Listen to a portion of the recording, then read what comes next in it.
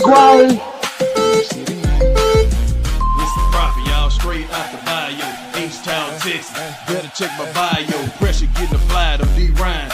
Go mode, like, share, subscribe. At you with my promo. P5 my mojo, I'm big wheel with the blitz. If you wanna kick back, holla at the yo getting rich. As for me and quality, we gon' report to hustle. Coming strong with discussion, imposing a muscle. AKA quality with your neighborhood brother. TV and getting it in from a personal spin. We're a team with a dream, dominating your scene. Put the fire to a take and see if you can relate. Maybe put it in the bag, throw that shit in the...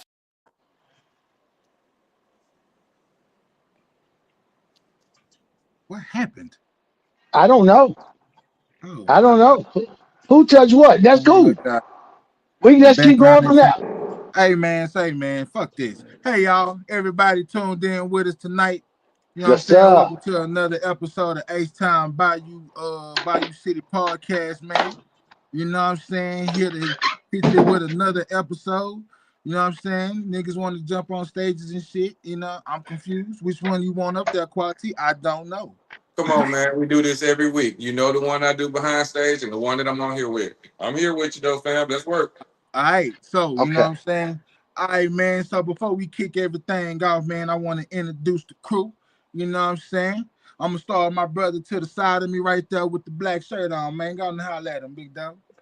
Yes, sir. What it do? I'm TB, neighborhood brother. Solid salute to the panel. Solid salute to our crowd, the audience, all the viewers, man.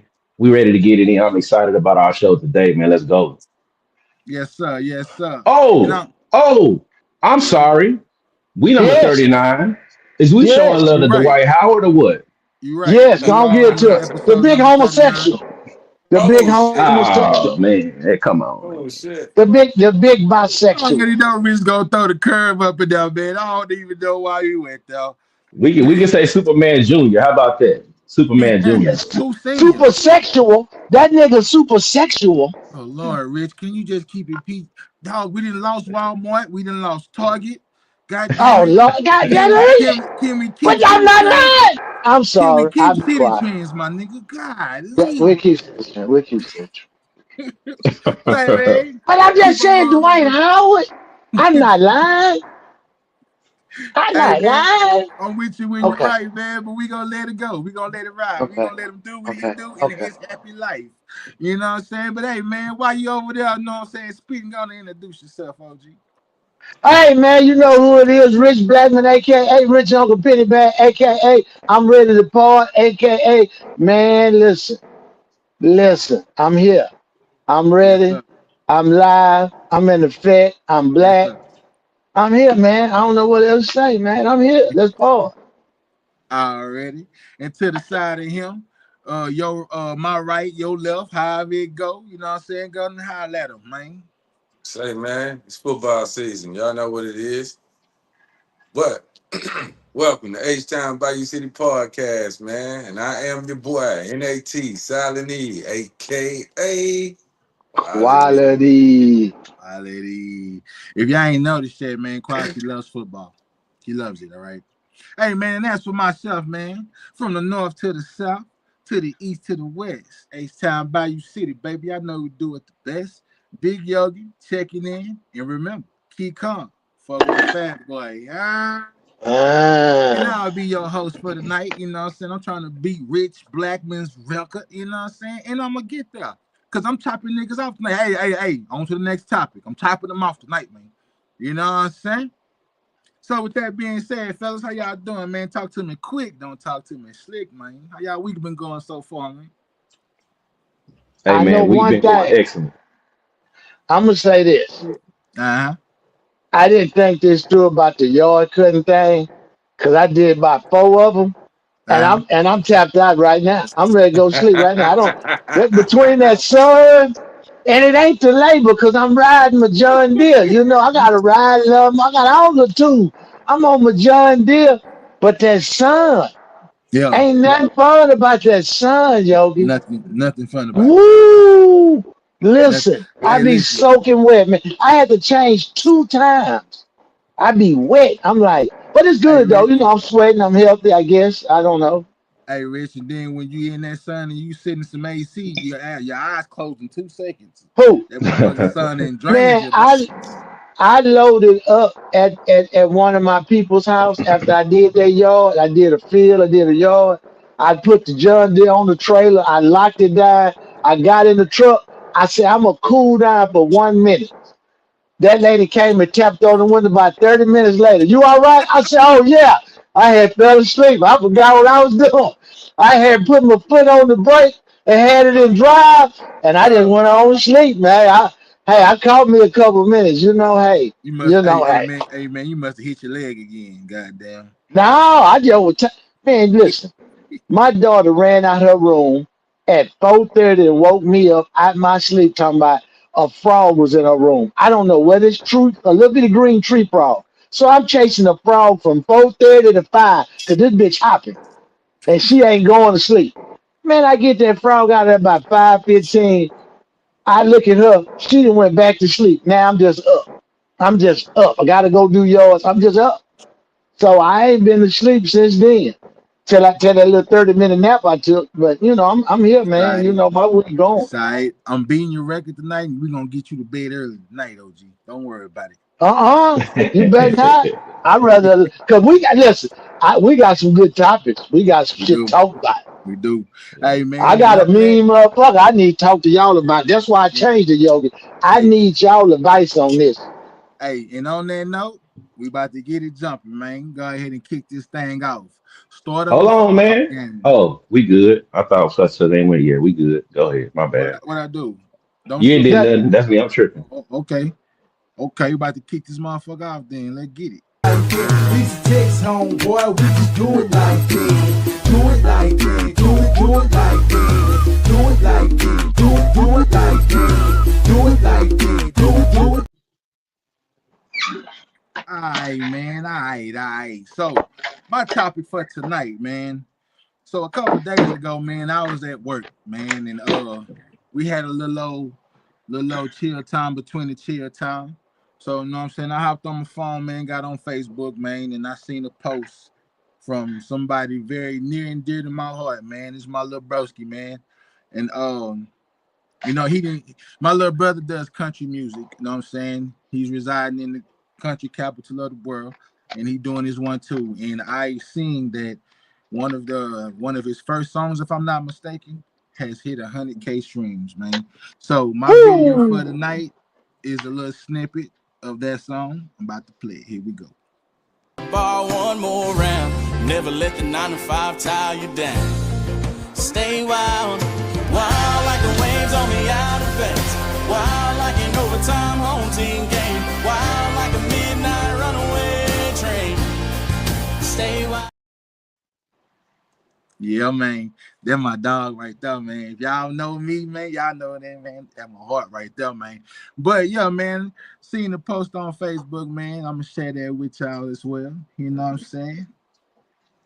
Oh So my man, boy stay wild. hit a hundred K streams on Spotify.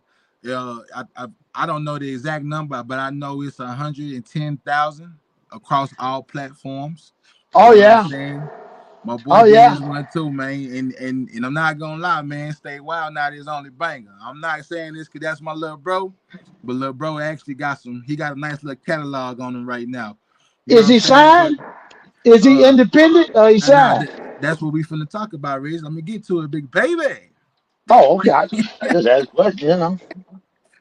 But I got anyway, yeah, man. So, like I said, man, he doing his music thing, and it's a lot of conversations that me and him have. You know what I'm saying about his particular style of like being signed independent. You know what I'm saying? We have our conversations. You know what I'm saying? And with this being a panel of people that's into music, I feel like it's a great topic to talk about tonight, right? Now, in order for us to have this conversation on the grand stage, I thought, why not bring bro on? So now I'm going to introduce you to independent black country artist, singer, Tyler Bryant, man. Tyler. What's up? What's up? Oh man, What's what's up? going Yeah, on? man, Okay, What's Mr. okay. Stay up? Wild himself, goddamn. I can't How you call it. doing, Hey, man? Go on and introduce yourself to the world, Tyler. What's up, everybody? My name's Tyler Bryant. That's Tyler with an A, Tylar. Because if you spell it with an E, that ain't me. Hello. See, see, I like that. Study what he eat. That ain't me. I like that. All right, so on with the topic, man. So after Mr. Tyler posted the picture of the 100K streams, he backdoored with another post giving you pretty much the financial breakdown of how much he paid, A, how much he paid to do the song, and B, what he made off getting the 100K streams. So I'm going to share that post with y'all right now. I Boom, can't see boom. nothing. You All know right, you it's can't see cool. that shit, So the man. post reads a little perspective on what being an independent artist actually looks like. Stay wild. Across all platforms, it's done roughly 110,000 plus streams, over 40 purchases over the last 4 years. Total revenue, $500. What did it Okay. cost me? Recording the song, producer, studio time, session musicians, mixing, mastering, and Nash tax. $5,000, $5,129.20. Marketing, tour, gas, rental cars, trains, buses, flights, podcasts, merchandise, cover art, photos, etc. $7,413.03. Total investment, 12,542.23. Streaming sales revenue, $500. The difference, 12,042.23. That was Negative. just that's your negative that amount, Nigga. right? So my topic for tonight, like I said, me and him have a lot of conversations about him doing his music and how much it's costing him and what he's basically financially gaining from doing the music. Is like he's in the negative, right? So who better to talk about it than the man himself? You know what I'm saying? So Tyler, man, um, first of all, my question to you is this, and fellas, this is an open domain. Y'all got questions for him, and we can talk about whatever. We gonna let it flow. My question is, right? Because of course I know your catalog is you got a healthy catalog, right? Some bangers on there too, couple of them tear jerkers, but we already know what's up with that, right? So with you being the negative like that with all your music, right? What makes you keep pushing forward as far as doing your artistry? I guess is the question. Hello? Um, well, first off, I want to say I have those numbers exactly because I went back and I was looking at my taxes. You know, when you spending money on as an independent artist, you know, every deduction counts. You know what I'm saying? And so I was looking back to really see how much that record cost me. But I think it's just the love of the game, man. I think just the love of country music in general. You know, maybe a little bit crazy, but I think that's kind of what keeps you going. You know what I'm saying? Like, I mean, if you didn't love it, it's easy to quit. Yeah, for sure, I'll say for that. sure. So something that we talk about a lot in our conversations is, and I don't know if it's something we could touch on, but as far as you being noticed and putting you in the light that you feel like you should be in at this point of you doing your music, right? So can you explain like that process and as far as like how to get the attention that you need to get or you feel like you should have, you know what I'm saying, as far as doing your music, right? Some of the stuff that we talk about, man. So is this the domain for you to speak on it, brother? Right. So yeah, I'll go through. I'll kick it off with Stay Wild. I moved to Nashville in 2019, December 2019, and then as y'all know, COVID-19 hit that very next year, and so of course, I mean, I didn't know what I was doing. I moved here, I was trying to make connections. I'm trying to see what everybody else is doing, trying to figure it out as I go. And so, I made a few friends, got a few songwriting, made a few songwriting buddies. And so I think I spent a lot of 2020 writing songs, kind of developing my craft, especially developing it with people that are here in Nashville that's been here, been doing it for years, got several cuts on other artists, kind of, learning my craft, through them and kind of finding my own way. And so that kind of led, that eventually led. Stay Wild, which I released in October 2021. Um, and so looking at that now, 100,000 streams. Hey, wow, it did some, it did some numbers. But what was different about this song from the previous songs that I released was something called radio ready, right? So essentially, you want to make a record that'll compete with those artists that are on those major labels, right? So, you can, as an independent artist, you really need all the attention you can get because you're competing with those, major label artists, and they got, you know, money and people and all kinds of stuff behind them. So it's real hard to kind of compete in space. So you want to make the best record you can. But anyway, so with that, the price tag goes up. You got to pay the producer, you got to get your session music, you got to get the best people doing the mixing and mastering. You want the top tier, the best of the best on the record. You want it to sound the best you can get it to sound, and that's what I did. And so it comes with a price tag. And so actually within the first week, Stay Wild was mentioned in Music Row magazine, which is a huge publication here in Nashville. And so it definitely, put eyes on me as far as like in Nashville and like who's quote unquote next, if you will. And so anyway, through that, I'm thinking, I'm trying to get my song on radio. That's definitely where the money is, trying to get, that way you can do touring. And so they say whatever you spend to make the record, you should spend twice that to market it. Right. And so, with marketing, touring is part of marketing. And so Mm. all the buses, plane tickets, all the shows and all that stuff, that's all part of marketing. All that stuff costs.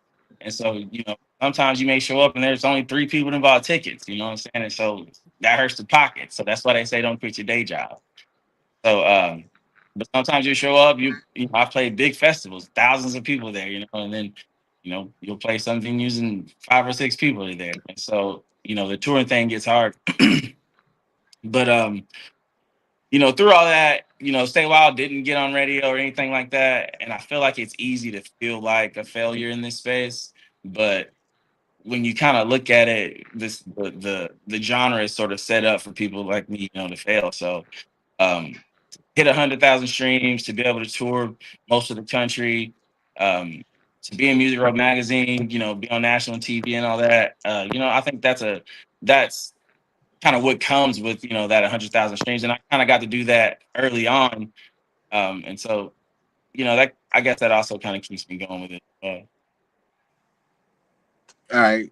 Anybody else got any questions? Because I got more questions. I do. I got some questions. I Okay, go ahead, quality. Go ahead, I Quality. apologize. All right, here I go. Here I go. So, man, first off, welcome, Big Dog. Welcome, Kim Folk. You know what I'm saying? It's much pleasure to have you here, man. Awesome stuff that's going on. But I want to ask you this question, man.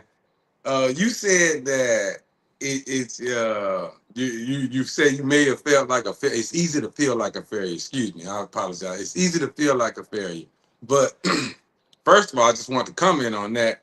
Clearly, you're not a failure. I mean, 100,000 likes. I mean, come on, man. That's something to look back on and be like, hey, I did that. And that's from your artistry, your work, the work that you put in.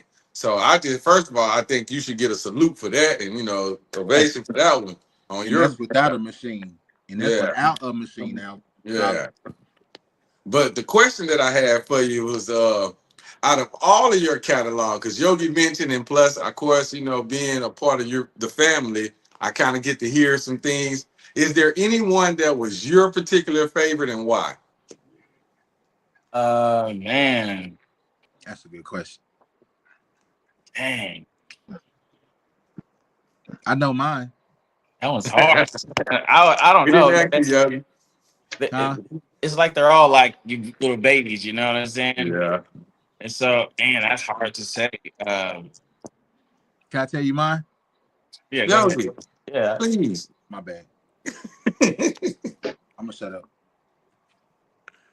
So you can't pick one? I don't know. I don't think I can. I don't think, man. I don't think I can pick one actually, You don't man. think you can pick one? Okay, that's Uh, understandable because I kind of understand that theory when you say they're all your babies, especially when you created them. When you create something, I'm quite sure it's just magical to you, both the sound and the production, like you say that you put into it. And man, I completely Mm. understand that. They all your babies. So all right. Another quick question before we let the panel come in. I might have some later, but I need to understand the dynamics of you and Yogi's relationship. Yogi always refers to you as his little brother. What is the actual dynamic? Because from what I know, I think it's different, right? Mhm. uh, the actual dynamic. Break it Well, Yeah. down. Yeah, break it down. It's cool. I mean, his mom, my grandma, pretty much raised us, so and we called her mom, and so we grew up together, like almost like brothers would, pretty much. Okay. So yeah, it's because So y'all my grew up sister, together. Is why he called you your his little brother. so Because what? my sister is his mom. My sister is his mom. But like I said, like he said, we grew up in the same household under my mom.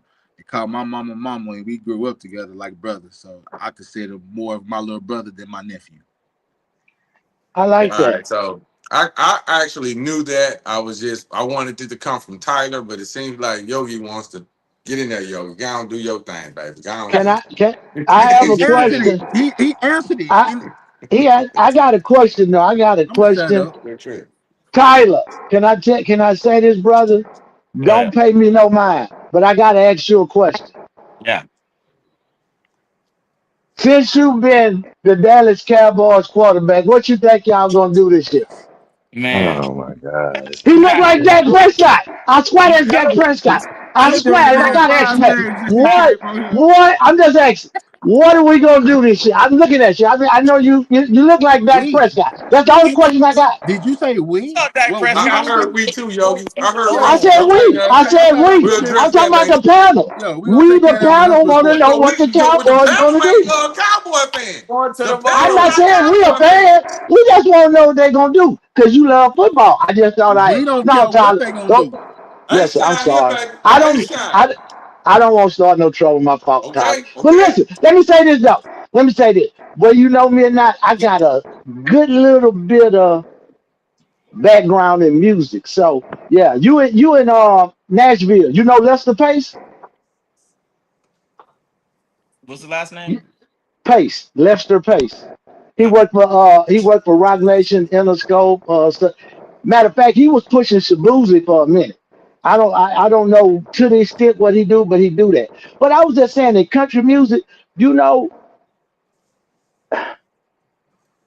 that's beautiful that you doing it, and you like you say, it's set up for us not to make it. So I looked at Shabuzi and a couple of the other artists that made it. You know, they was unapologetic who they were, and that made the country people kind of accept them.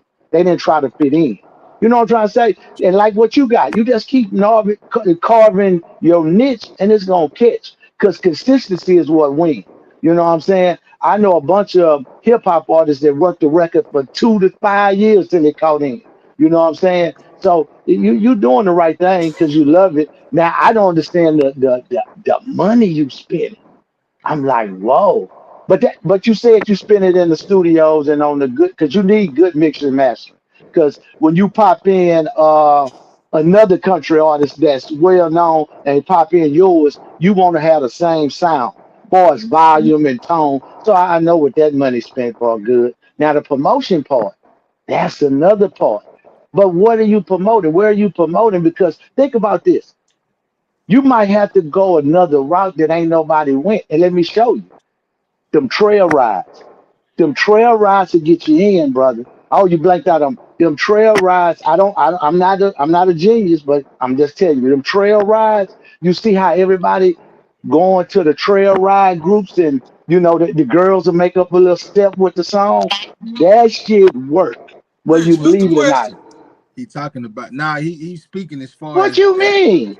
I thought you I was don't asking the have. question. I'm sorry. I thought he said he was I asked him asking the the question. question. I asked him how far was he going with the count. You know what he doing to count my question. Now I'm talking. Oh, I apologize. I'm I just didn't asking hear. I'm questions. sorry. I didn't hear the I'm question. just I apologize. okay. I'm okay. I'm just trying. I'm just trying to figure out what avenues and stuff you're going because I'm saying some of the conventional ways might be crowded with the industry because like they got the machine behind it and they pushing who they want to push. So you would take a back door route like through the trail rides, through the country clubs and stuff. And I'm telling you, it hit down here because I'm telling you, I got a cousin that plays Zydeco. They ain't went platinum nowhere. They ain't sold no records. But when I tell you they booked every fucking weekend for 25 to 5,000 just to play Zydeco. And I'm like, y'all eating better than fucking rappers with songs. He like, yeah, we just go play Zydeco. I was like, whoa. So I see it's a lane to make money or try to get some of that, recoup some of that money that you spending out. You see what I'm saying? Because you got to realize the trail ride groups have a trail ride every weekend. And I'm talking about thousands of people. So if you could catch in on that, I don't, and they don't have a certain promoter. It's just when they be having, they be looking for acts to perform because they have it 3 nights. Usually they gonna have whoever big like J. Paul, whoever the big Zydeco man is, he'll be Saturday. Friday, they'll have some other guys. And then Sunday, if they have somebody, they'll have somebody. But it's good exposure. You know what I'm saying? That's all it's about. The more people hear, the more people catch. And TikTok is your friend, whether you believe it or not, if you could get it going. Because that's a good song. You know, you might I'm gonna tell you this. Have you redid the video since 2001, It was 21. 21, Mm. 21? No, You haven't did a new video on it since it hit 100,000. no, You thinking about doing that? no, Oh, why not? You don't want to get new visuals? no. Why? What would be? What's the what? Why? It cost I'm that curious. cost Huh? that costs money. I got you. I got you. I'm back out. I got you. And I'm I'm just putting out curious. stuff anyway, so you kind of got to keep the train rolling.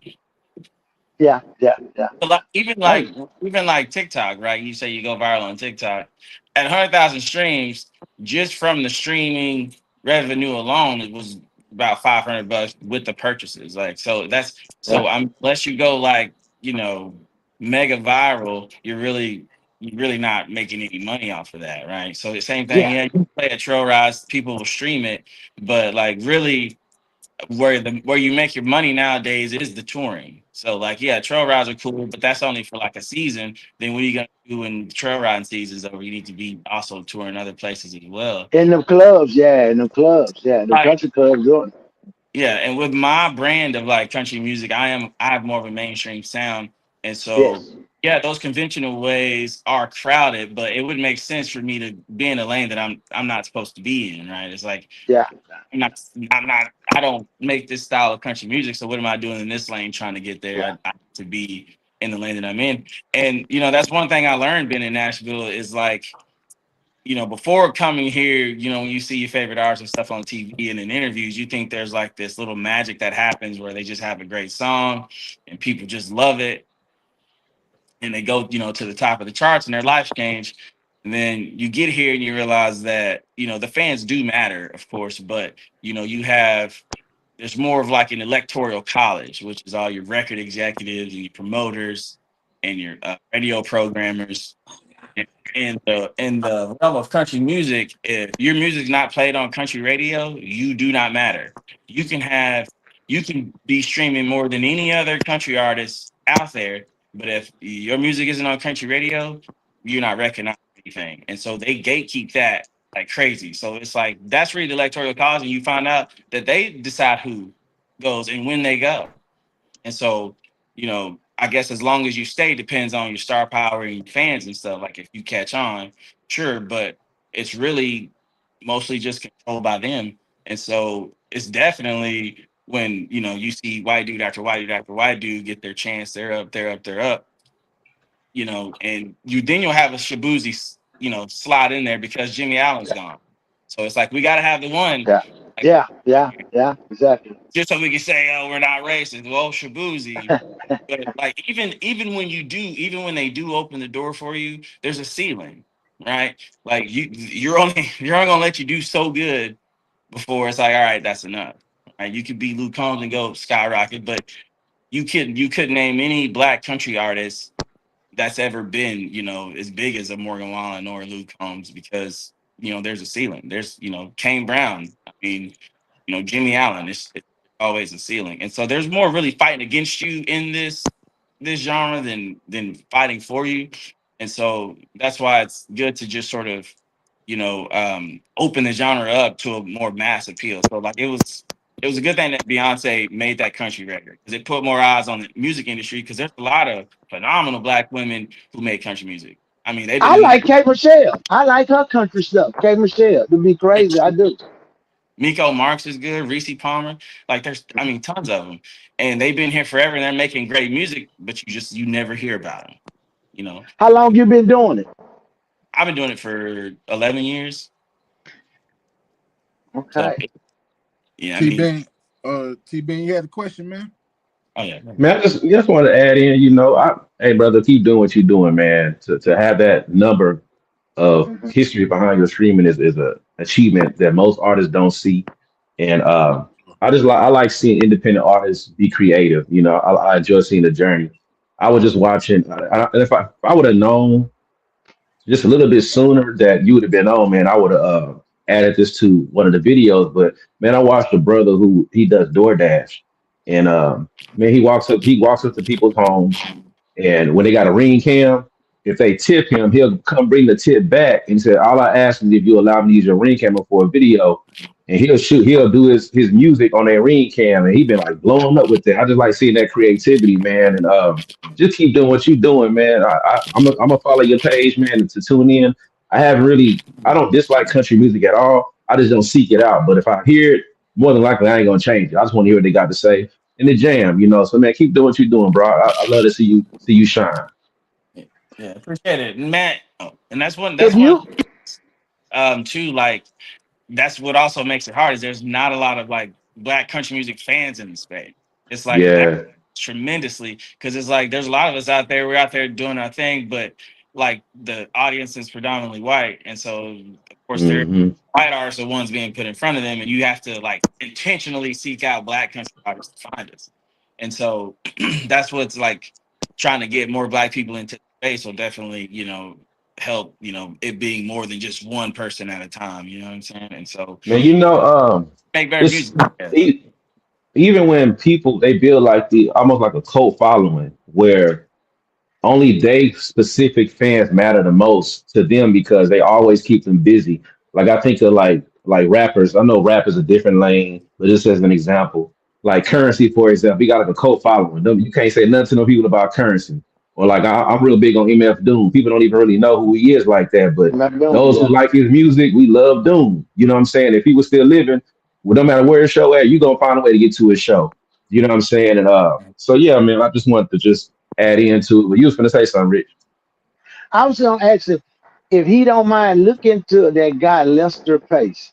You can find him probably on Facebook. Just look in it. If you see anything you like about him, get with Yogi and I link you. He in Nashville. He big time. I'm talking about big time. He he what you would need to get to the radio and all that. He for real. And he worked with upcoming artists because he like to find people. And when you go to his page, you'll see a bunch of artists that he broke. That's big time. Country, rock, R&B, rap. Yeah, he just what he do. But he moved to Nashville. He been there about 10 years. So that's a better, maybe 20 years he left. But he's in Nashville because we've been there to see him a couple times. So I'm just saying, if you look him up and you see like, okay, he'll move and shake, I like it. I could connect y'all. I'm talking about right now. I could call, hey, this a guy, check him out. He's gonna be like, okay, I'll check him out. And I don't know what to come of it, but I'm just saying, if you look into it, trust me, that's a good piece to have on your chest. A great piece because he got the radio and he been doing it over 30 years. Over 30 years. I mean, servicing the radio. He packaged the I artists and got put them on the radio. So I got a question. that's the thing. I Yes. got a question for you, brother Tyler. So my question would be, from your vantage point, from your experience in this game. What do you think it would take to get more black folks involved with country music? That's a good question. Um, Hey, when you answer that question, you know what I'm saying? It's gonna be a wrap for the topic, big dog. So go on and close it out. honestly, I think I don't know, man. Just exposure. I feel like the same thing that I thought before I came to Nashville was like, there's no black people making country music because country music already have this stigma. But like Hmm. roots is black people, you know what I'm saying? And so, Right, right. black people, we just pretty much ignored it. And so it's really just getting that exposure and getting more than one black person at a time out in front. You know what I'm saying? Like oh, Yeah, like a lineup. there's hundreds. Like I know personally, I know hundreds of black country artists, and they're all That's really good. crazy. So it's just like if we can get more eyes and more exposure on the black artists in the space, I think naturally that'll turn heads. It's like, wow, there's a lot more black country artists than I thought, and there's like it's a lot of variety of it too. So Hmm. if just kind of battling that stigma of black people don't make country music, black people aren't in the space. If we can kind of fight that, that'll definitely, get more eyes and more attention. And, Beyonce coming over, making her record, cool. That got a lot of her fan base and her following and some of them stayed and then and a lot of them went with her, but if we could sort of constantly get that sort of attention in the space as far as black artists, and I think, that'll definitely do it. Man, I hate we got to wrap this up because I got some more questions, man. I don't want to keep it going, I man. have But tons of yeah, more that's questions. I'm so man. mad Yeah, right now. We got to wrap it up. Oh my Yeah, God! But I man. mean, we got to do what we got to do. Yeah, you got to keep yeah. it moving. So Tyler, man, Tyler, before come back. yeah, come For back, Don't sure. be man, a for sure. stranger. Yeah, come He back for riding sure. with us all the way through, or he leaving? Nah, I mean, No, I'm catching out. you know, catch Hey out. Okay, Tyler, how okay. about I, this? I got to how, do. Wait just a second, Yogi. Hey Tyler, if you don't mind, man, how about we do another one where we can just predominantly focus on you? Because I would love for you to kind of let the public know and let's try to reach some of these black folks. I mean, we don't have a big platform, but I think what you have done, you've already done something that, a lot of people haven't done. So damn the thoughts of, somebody, they're gonna find you because of the work that you have put in and the marketing that you have done.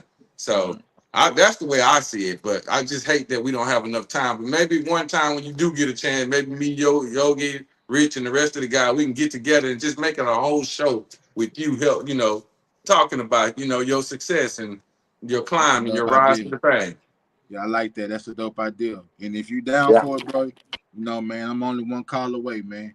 But Yep. before we, you know what I'm saying, say goodbye, brother. Go ahead and shout out your social media handles across all platforms. So those that are watching that are interested in checking you out, they can go check you out. Yeah. Yeah, you can find me on Instagram just at Tyler Bryant, Facebook Tyler Bryant Music. I used to have a TikTok, but it got hacked, and so Yeah. I didn't get that back. Always So hacking shit. one of these days, maybe I'll be back on TikTok. But also, follow me on Spotify, Apple Music, all that. I'm currently rolling out an EP called Over the Radio. I just released a song called I Know Billy, I think a couple weeks ago. And in probably another week, I'll be releasing another song called One of Those. So rolling this project out, been working on it all year. So be on the lookout for that. So follow me on all those streaming platforms as well. Yeah, Hey, appreciate you man, stopping through, man. appreciate you, brother. Appreciate you, man. Uh, Don't man, pay me get no at me. mind. Please don't pay me no mind. I was just joking, brother. It's all love. Hey man, and likewise you said, man, one day when you're not busy and got the time, man, we can all sit up and just do a whole show as far as this, because I think this is a great topic. I think this is a great starting point into putting more black eyes into country music, because I'm not gonna lie, you started doing the country and they put my eyes more into country, and As I now well. know a lot of black country artists. You know what I'm saying? And I appreciate you for that, man, because you when you do stuff like this, you broaden people's horizon from the norm that they normally would see. You know what I'm saying? Right. So we appreciate this, man. Appreciate your time, man. Hey man, call me. All right, man. I'll All see Have a you right. guys. good night, big Uh, dog. all righty. Man, Yogi, I'm upset. Well, I what usually happened? have I usually have my guitar. That was my time. See, we need to do a remix. Country nigga and him. The country nigga and him. I'm telling you, it's Yeah, out the water. yeah. Listen. It's I'm going just telling you. worldwide, huh? What? Country nigga and him. That's Yes, it. sir. Tyler and Hey the country man, nigga. hey man. So that will be the end of my topic, brother. T Ben, man, how you looking over there, man? You ready to rock? I'm ready to rock, man. You playing? You on the controls? I'm on the controls for this one. You I got don't you, want. big dog. All right, man. So let me go ahead and roll this right quick, and I get started, man. Let me find it, man. I should have been ready. There we go.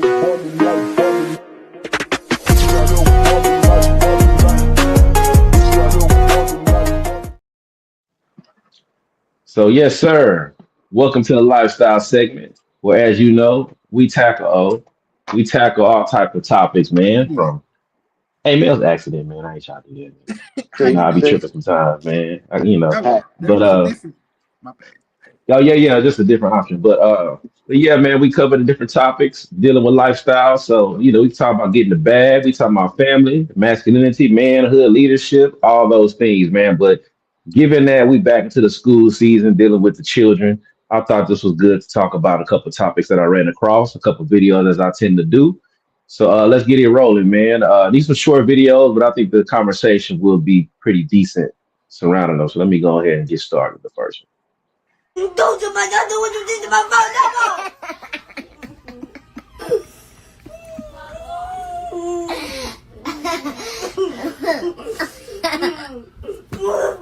Stop laughing right now. Stop laughing.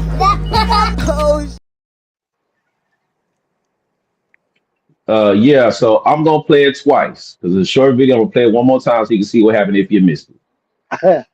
Don't you mind? I know what you did to my phone.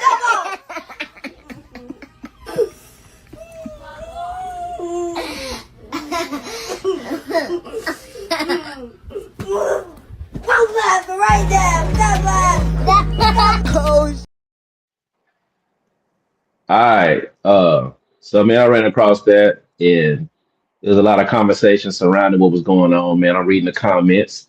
And before I give my take or whatever, I'm gonna open up the flow in case you couldn't hear it or didn't see what was happening. Look like their brother and sister. He was mad at her about something that she did, and she laughing and laughing. He get upset and he pull up a fake gun, pointed at her out of anger. That's what we saw. So the flow is open. Whoever want to jump on in there, tell me what y'all think about what you saw. Now I go first. Um, man, the time the man when I was coming up, man, we used to play with the little pop guns, Nerf guns, guns. We used to play cops and robbers, cowboys. All these games require guns, right? It wasn't a big deal when we were coming up because don't get me wrong, people always been getting shot out here. You know what I'm saying? But now it's an epidemic, right? I mean, people don't squabble no more. First thing they do is draw a weapon. You know what I'm saying? Me looking at that video, knowing the time I came up in, man, that's just a little boy playing with his sister, and it's a Nerf gun. Man, I don't know how many motherfuckers I didn't tag with a Nerf gun before. You know what I'm saying? But it's over exaggerated because of the times that we're in. You know what I'm saying? I don't think nothing's wrong, man. Man, we basing a lot of our opinions on the times that we're in, and I just think that's crazy. You know what I'm saying? And it's like now, if you do see your kid do that because of the time we in, and you don't want him to grow up doing that with the real thing, you got to shut it down. So it takes away the childish, the kiddie activity of it. Like, man, it's just a fake gun. You know what I'm saying? Man, we used to run around playing with BB guns with real BBs in them. You know, we used to go, you know what I'm yeah, saying, yeah, duck hunting yeah, and squirrel hunting with BB yeah, guns. You know what I'm yeah, saying? And now you can't yeah. even raise up a Nerf gun, and it's just over exaggerated. I think that is diabolical, man. I don't know, man. That's I, my I, slide, man. I might got some more later. I'm on the flip side of that, y'all. I'm gonna jump in here. Let me say what I saw. I didn't even the two kids. I'll get to them. That goddamn mama at the end laughing. That's the problem to me. Cause let me tell you why. He ain't got no daddy around.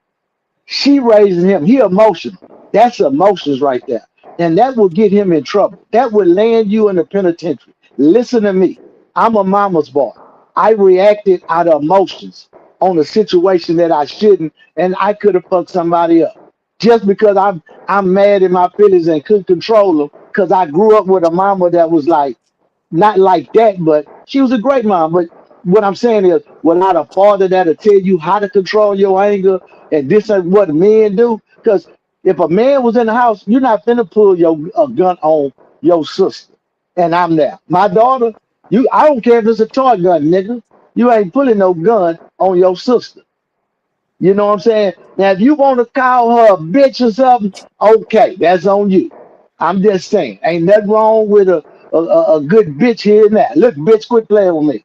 That I'm just saying, that's stronger than pulling a gun. You're not wrong, yo, because we grew up playing with guns, shooting each other with BBs. But these youngsters these days, they play Grand Theft Auto. Everything is full of gun. Ain't no fight. You know what I'm trying to say? Because when we was little and our girl cousins bothered us, we roughed their ass up. We roughed up my girl cousin, and guess what? They fought back. They wasn't punks. My girl cousin gonna fight you. Cause we used to, get at them if they pissed us off. That's just what it was. But that little boy putting the gun on his sister and his mama laughing to, oh shit, it's getting real. Now you need to control your house. See, cause that can lead to shit later on in life. See what I'm saying? Little things bring out big things. And that's all emotion. Whatever she did and was laughing at, then it didn't cause him to get a Nerf gun and act like he was gonna shoot her. It's not that serious. You see what I'm trying to say? So I'm just saying that when you see a brother kill a sister or siblings kill each other, y'all like, how that happen? That shit happen. You got to control that. You got to be a parent. See them girls now, they ain't parenting. They just raising their kids. You see what I'm saying? You know what I'm saying? They just showing them this, that, and that. They not giving them an upbringing. They're not giving them a foundation. They're not having no principles and values to stand on. You know what I'm trying to say? That's what I'm looking at. I'm just saying, as a man raising a young boy, nigga, you don't get that mad at your sister, no girl. You leave the room. It ain't that serious. You a man. You still run shit. But I park right there. Maybe I'm wrong. Maybe I'm seeing it from a different lens. Can But I? I Uh, I just said, Right. I just had a question. I can ask it. I'm good. you the host. Um, You the Nah, host. man. Nah, I'm hosting true enough, man. But I want to give everybody their time well, to let talk. me let me jump on in there first, and then Go ahead. deal with Okay. that quality. Yeah. So here's how I'm looking at it. We all grew up playing with guns. Yes, we did. Uh, all of us. I don't know all of us, but most of us. But what I saw the difference is that the way he pulled it out wasn't like in a playful kind of manner, based Mm, off him being a child, right? He was like Mhm. upset, and his response was, "I'm pulling this gun and point." Just the way it happened. It's like little nuances that matter, and to me, so like Rich was saying, there are stories of young siblings, you know, end up killing each other. Somebody accidentally shot a gun or whatever have you. And it's like you got to be able to catch certain behaviors, even if it seems small, because to a child it ain't small. But we see it. I'm sorry, to a child it is small, but we see it and we notice what it can fester into.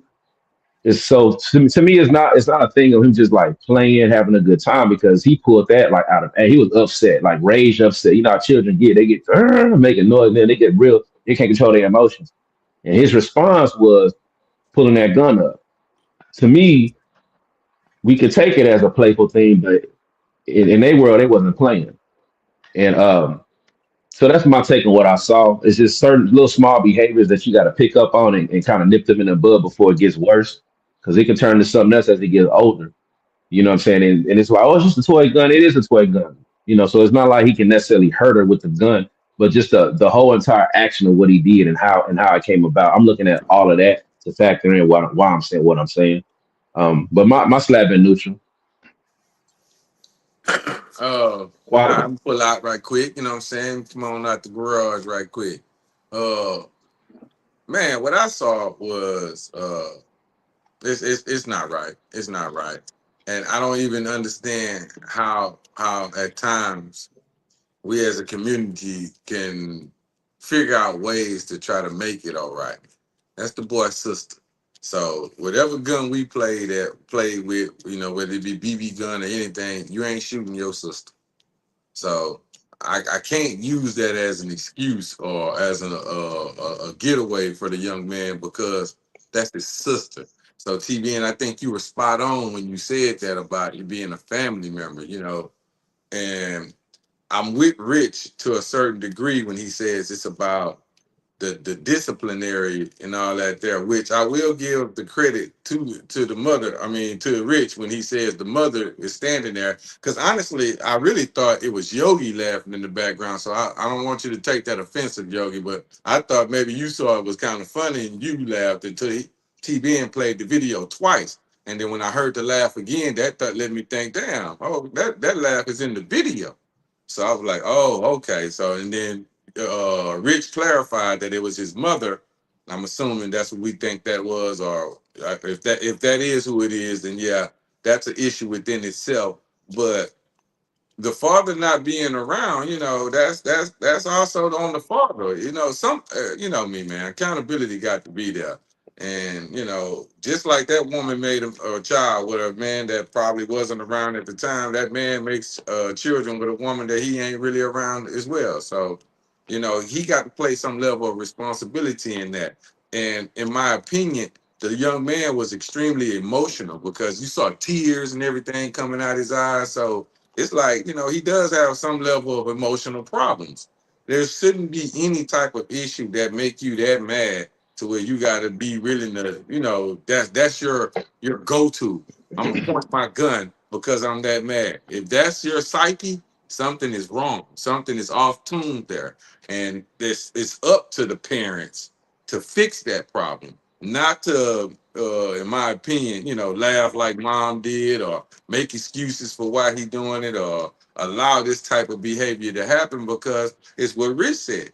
You're gonna find that man somewhere along down the line, probably in somebody's jailhouse or something like that, because he clearly can't control his emotions. That's a serious problem. And especially for a young man, and being that he's a black young man on top of that, makes it 10 times even worse because now you're giving the opportunity for somebody to overreact and maybe unalive you in a situation or harm you in a situation because of fear or anything like that. So you got to do when you just happen to be a man of color, you have to be able to control yourself.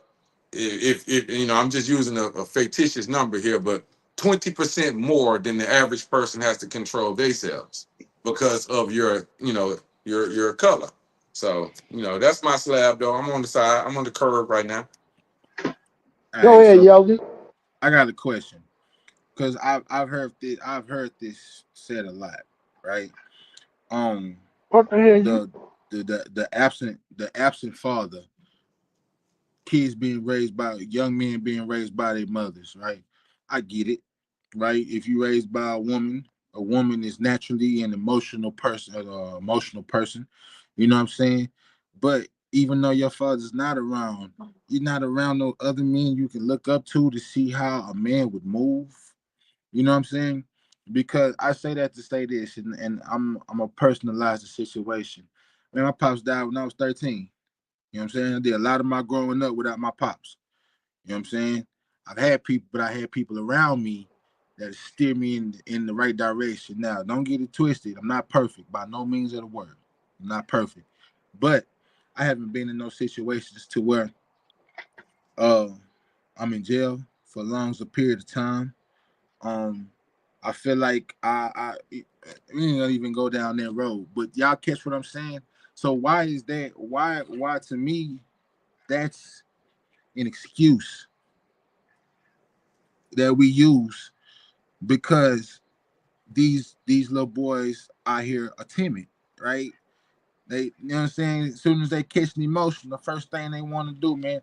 I'm speaking on the matter because this past weekend, um, For all y'all know, man, before I moved back to Houston, I stayed in the country.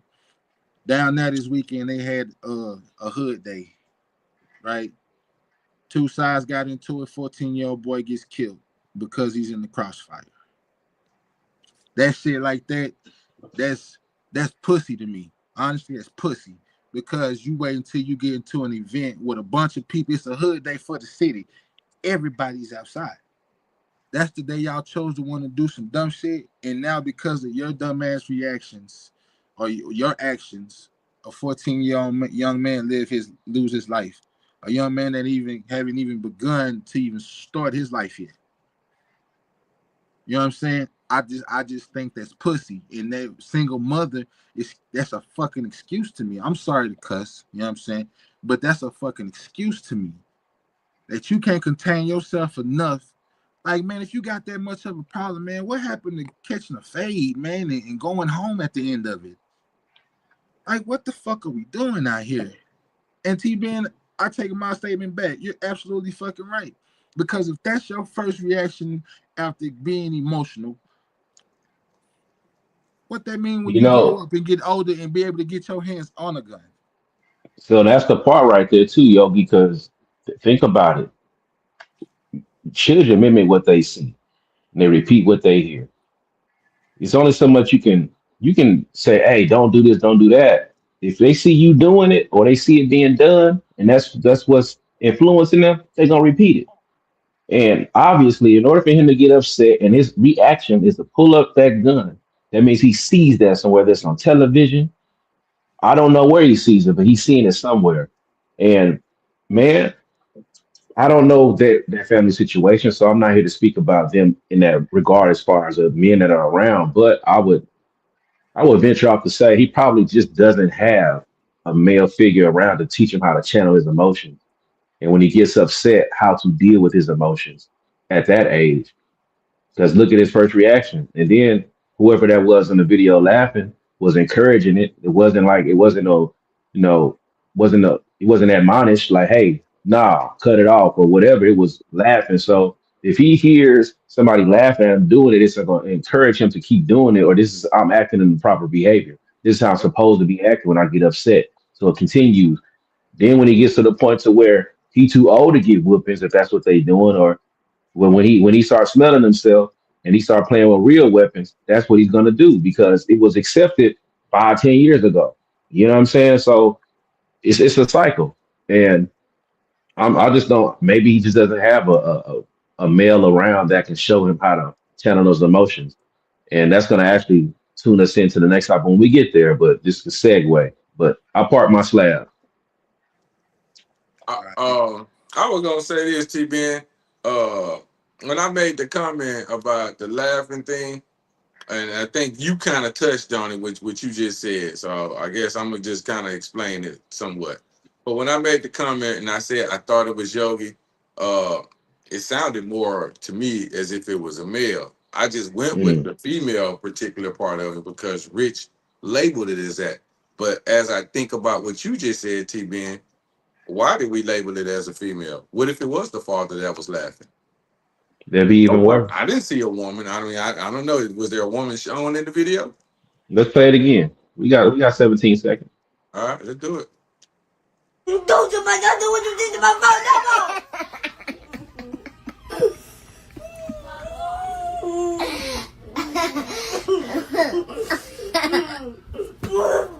Don't laugh right now. Stop laughing. No, that's somebody watching the video that I cut off.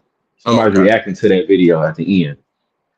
Okay. All right. Well, basically, I think it's what I'm basically said was like I say, I thought it was a guy. That's why I said Yogi. Rich Yeah, interpreted that it was a woman because of whatever reason he interpreted. And technically, we really don't know who it was other than what you just said, T Ben, which was the person that was watching it. So we'll go with that. But in all due respect, Yogi's response was, why is it this way? That same hood party that you talking about, that kid right there will probably be the one to do something like that in his future if someone don't get a hold of him, because this is his natural response of how to handle his anger or his frustrations or anything like that. That's his response. So he'll be the one that you're talking about did this at that party, at the hood party or whatever.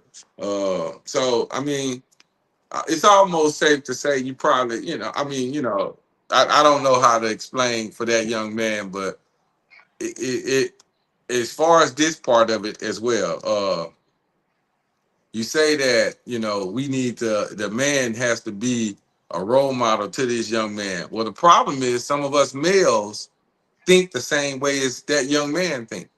So now this is where the accountability part comes in, because we can't say a man needs to teach him if the man thinks on the same level as that young man. You can't tell that, you know what I'm saying? If the person that's teaching them has not matured enough to understand that this behavior is a problem, then there's your first problem right there.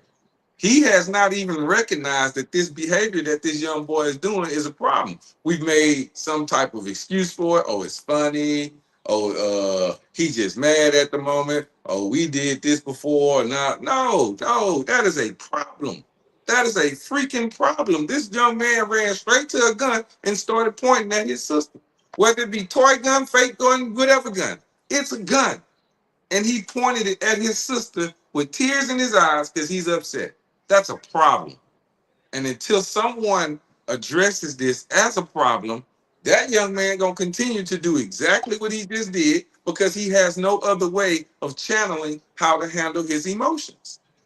That's my opinion, of course. I'm on the curve. Yeah, any last thoughts? What you got, Rich? No, I'm saying let's go to the next one. I don't want to hold up the show. We good to roll? You'll get on the next one? Good to go, man. Roll it out. All right, yeah. Good stuff, y'all. Let me get the next one rolling. So as I said, it's a good segue because this next one leads into, in addition to what we just watched. So I don't know who came up with this idea. When we're teaching our children, oh, if somebody hit you, hit them back. Nah, that first hit could be a deadly blow. I teach my son to de-escalate. I teach my son to remove himself from the situation. But if somebody is a threat toward him, I expect him to eliminate him. I expect him to put him down hard and fast. I expect him to get extremely violent. And I expect to ground and pound so he won't be getting up for a long time. And my boy trained to go. That's prime real estate right there. He better bring his ass home. Safe, by any means necessary. Stay dangerous. Be smart.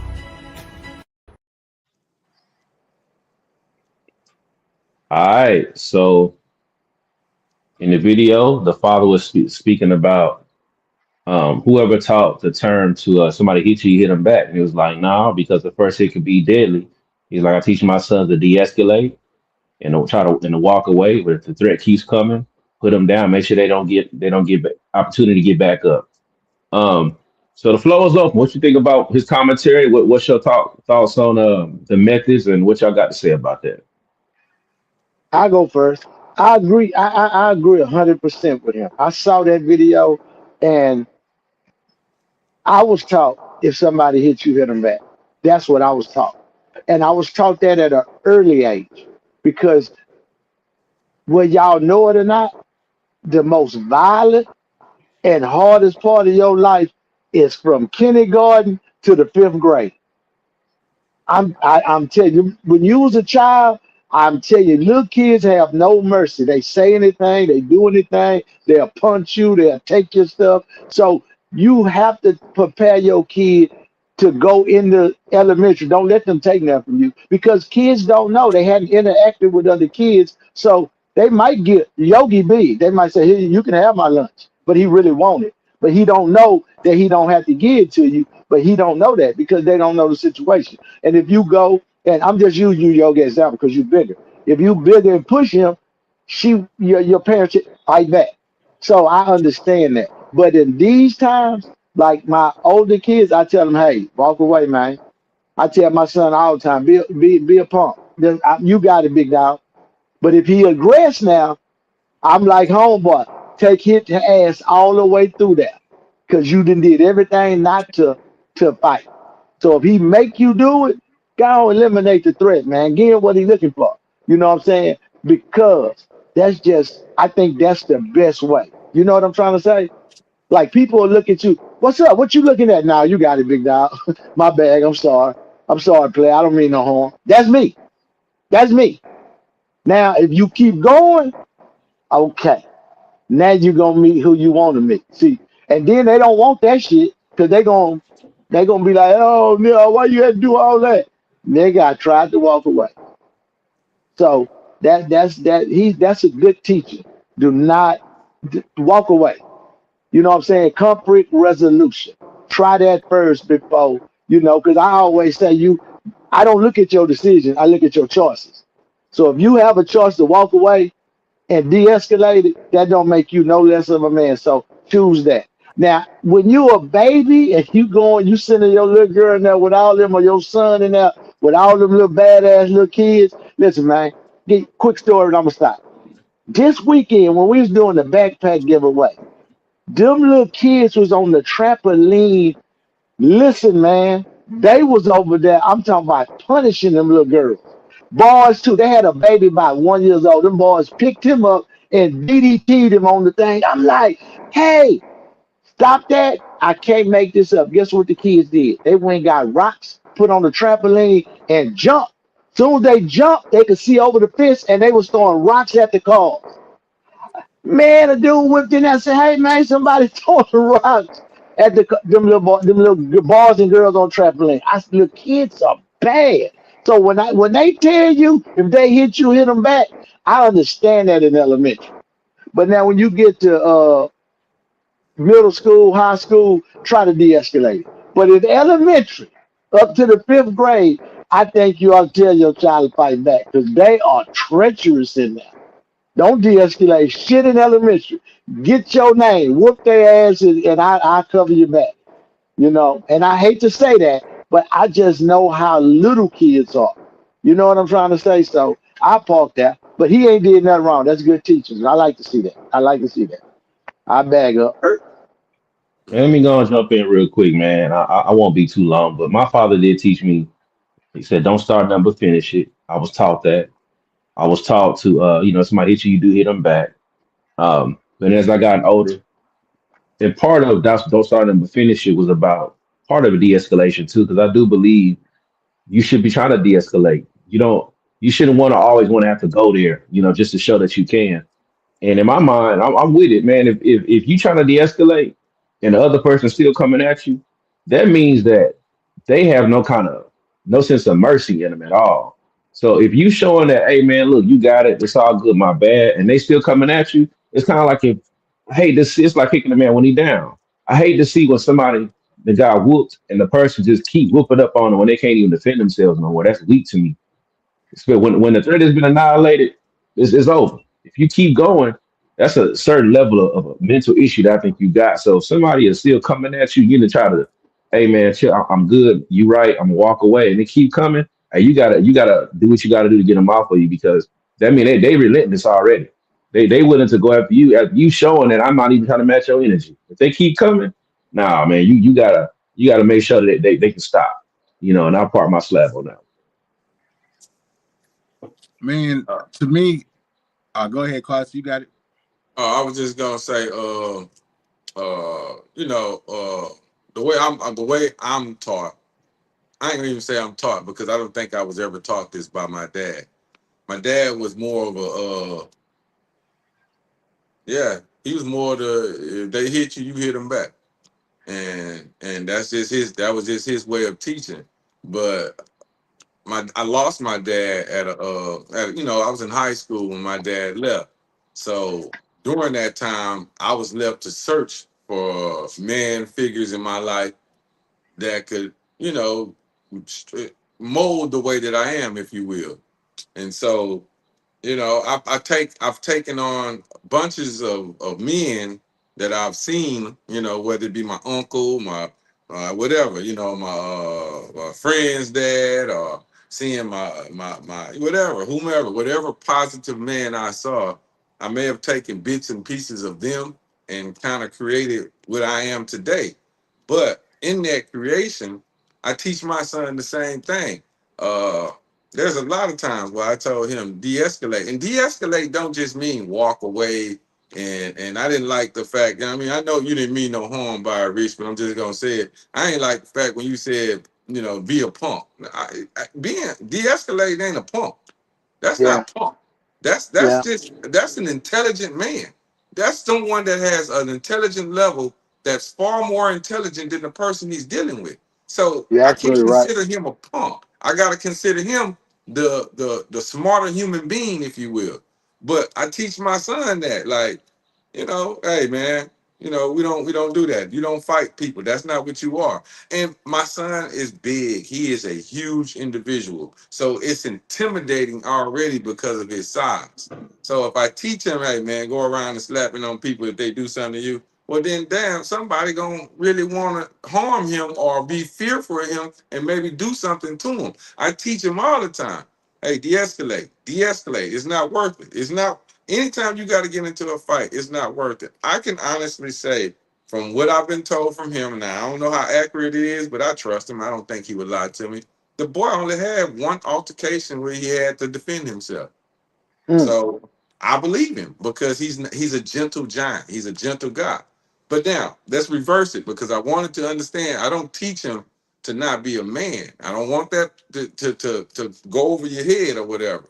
So he plays football, of course. And when he was in little league, they played a little team, and this team just happened to have some older players. And he was struggling out there in this game. He come to the sideline and he crying and all that there. And I'm like, hold on, man. We don't do that. We don't do that. Now you're not gonna cry because you can't get the success you want. You either gonna go out there and try to earn it, or you just gonna understand that the man across the line was better than you today. But what you have to understand is if you're gonna let him be better than you today, then you're gonna have to see him again. And when you see him again, we're gonna see how much work you're willing to put in to be better than him the next time. But the lesson that was taught right there was it's not about you being beat that makes you the weaker individual or anything like that. It is how you overcome it and how you learn from any mistake that you make to make yourself a better person than what you are today. So, and y'all know I say that a lot too. So it almost seems redundant because I say it so much, but that's my deal. That's the way I think. So in that same predicament, the second half of the game, he started he took the tears away and he actually started playing football and he gathered some success. Now they lost the game. I'm not gonna sit here in front. They lost the game, but the mere fact that he showed me fight let me know that I don't have to teach him how to be a man. He already got that part. It was one more quick story. One time, one guy kind of beat him one time, and my son I kind of consider has two dads. I'm his real dad, of course, and then his mother just happens to be married to another man. That's a really great guy. Shout out to Gary. What's happening, Gary? But yeah, really great guy. But me and Gary together, I call us the dads. We raised him. So at those football games, he's there. Gary is the more, come on, Nate. Come on, you gonna do it, Nate. Whoop his ass, Nate. And I'm more the, what happened out there? He got you. What do you do? You gonna run? Okay, so you know what you gotta do, huh? And between the two of us, I hear Gary over there, and I can see Nate thinking. And I asked him one time, I say, well, what's wrong? What's going on? I said, well, you can't let him keep doing that. And his response to me was, Dad, I got it. I get it. I'm gonna get him. Don't worry about it. I'm gonna get him. Just let me do it. I don't got the wrong. I'm gonna get him. Yeah, I'm gonna get him. He don't have to do all that. He's very, very mild mannered. But in his psyche, you done something to me. I'm gonna get you back. And that's when I knew right then and there I step back. Let me step back. Because right now he already got it. See, that's the same that goes with that young man with the gun. He don't got it yet. That's why somebody got to help him. Somebody got to reach out and get to that young man before it gets worse. Because the situation I just told you about my son, I recognize he got it already. So when I recognize that, I step back. Ain't nothing for me to teach him. He got it. He understand. So yeah, that's my slab, and I just wanted to be known that. Yeah. Uh, yeah, man. So we touched on this particular part of the last topic, man. The importance of fathers, role models. You know what I'm saying? Because we all grew up in the same confines. You know what I'm saying? All of us didn't have that white picket fence. You know what I'm saying? We grew up in some confines. You know what I'm saying? And the confines we grew up in was de-escalation. If somebody, you know what I'm saying, say you walking home from school or something with your homeboy, somebody come do something to you, you de-escalate. Man, I don't want no smoke. Oh man, you a bitch. Oh, woo, right? Then you got to sit up here and prove a point, right? I think that's where a lot of us coming up went wrong at. But we all got to a certain point of age, like I'm walking away, not for not because I'm scared of you, because I'm scared of what I'm gonna do to you if you keep fucking with me. You know what I'm saying? That's a different level of growth within a man, right? You're gonna have to catch for yourself, and everybody ain't gonna get it as quick as if somebody else will. Some motherfuckers gotta go do 2-3 stints in jail. You know what I'm saying? Some motherfuckers just gonna get it. I was at that game with my nephew that day when that happened, and mild mannered dog. You know what I'm saying? Like for real. But that ain't what I'm talking about though, man. Like the de-escalation part, man. That's as much as that father teaches that son that, you know what I'm saying, he's not going to be there to, you know what I'm saying, watch how he moves. Like that shit got to be within you to know, man, hey, man, I ain't got time for this shit today. And then have enough confidence in yourself to take the ridicule or your friends or whoever. Oh, you a bitch. Oh, man, I be a bitch. That's cool. You know what I'm saying? But I ain't putting myself in no bind because one wrong move during an altercation kill that person. One wrong move from them could kill you. Shit can go sideways in a matter of seconds. So you got to get to the point where, man, I ain't got time for this shit today. You know what I'm saying, Rich? You was pointing out about me, man. Bro, man, I'm gonna tell you, bro, man, I be chilling. Man, I ain't got time That for all that shit, man. No, you no, no, can I'm not. stop. I'm not saying it. I'm not saying as if I took it some type of way. By no means, I'm not tripping. No, I'm not even addressing that. I Oh, want you to quit saying that since we know you are 85, 89% Nigerian. You are the Nigerian nightmare. I know it's in you, brother. I see the African in you now. look, I didn't man. see it at first. I Look, see the man. African in you now. My Hey, man. Nigerian brother. And your Nigerian brother below you. We get what you was, TB. What you, My, I'm on here my, with some real African. That nigga Nigerian. Look, that nigga Nigerian. Look at him. So you when you 90% get to yeah. my Nigerian, state, bro. yeah, that nigga 90% Nigerian. He can go home. You understand what I'm saying, TB? I can't. I'm stuck here. You I ain't, know. I ain't hey, getting, my I ain't going acronyms. there with you today, Rich. I ain't Hey, doing it. look, hey, look, look. Hey, I Rich. tried to slide you. Something easy that Nah, enough. I see you. Okay. I see you. Okay. Hey, I'm gonna have to piggyback off your WGN, man. World's greatest Nigerian. Anyway, um, Damn. We got your friends ready, nigga. The word ready, not you. you know, Yes. man, but you know, Yes, the man, but that, WGN. you know, That's what the man. kickback is, the WGN. Yes, sir. Did we just make up a new Oh, I name? like it. But I yeah, like it. oh, man. Hey, but that's I that's pretty like it. much my slab, man. Hey, man, look, man. To anybody out there, man, it ain't nothing, man. You ain't gotta prove shit to nobody how tough you are. You know what I'm saying? If the situation called for you to neutralize some shit, man, hey, man, Denzel Washington and the Equalizer, the fuck you talking about? But man, just walk away from that shit because man, like I said, man, the matter of seconds, shit can change, man. Shit can go sideways. You in jail or something worse. You know what I'm saying? Man, just man, fuck all that, man. Ain't got time for all that. Go ahead, T Ben. Hey, one more month, quality, man. You said something that caught my attention, man, and I agree 100%. Um, De-escalating does not always necessarily mean to physically, literally walk away, right? And there are times where you can communicate your way out of a situation. Being able to to have a conversation about get to the heart of the issue is what I'm trying to say. And you can have a conversation depending on how they coming at you. Sometimes it's like fight or flight. You got to handle the business right there on the spot. But usually, some lead to it. It's aggression being shown. You can find out what the actual heart of the problem is, and you can be able to resolve it. I know myself. I don't like bullies, and I never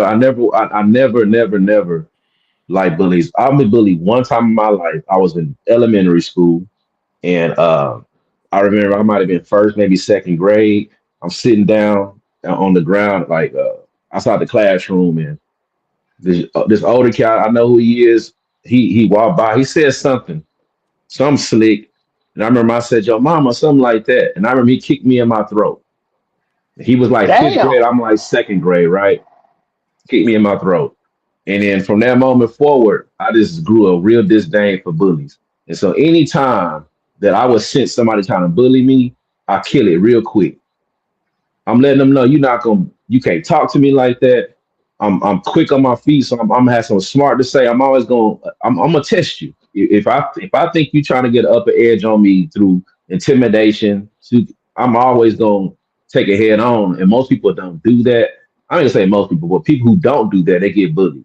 It's not always just one thing. It's over time. They say something to you slick. They get away with more and more and more to a point to where you afraid to be around them because you don't want that kind of smoke. But my thing is, this is why we talk about being like a tough guy, right? And I'm like, I think everybody, especially all men, should have a level of toughness. Just don't be no bully. You ain't got to bully people, but don't allow somebody to make you feel lesser than, because most of the times those who doing all the barking have no bite. They did barking because they can't bite.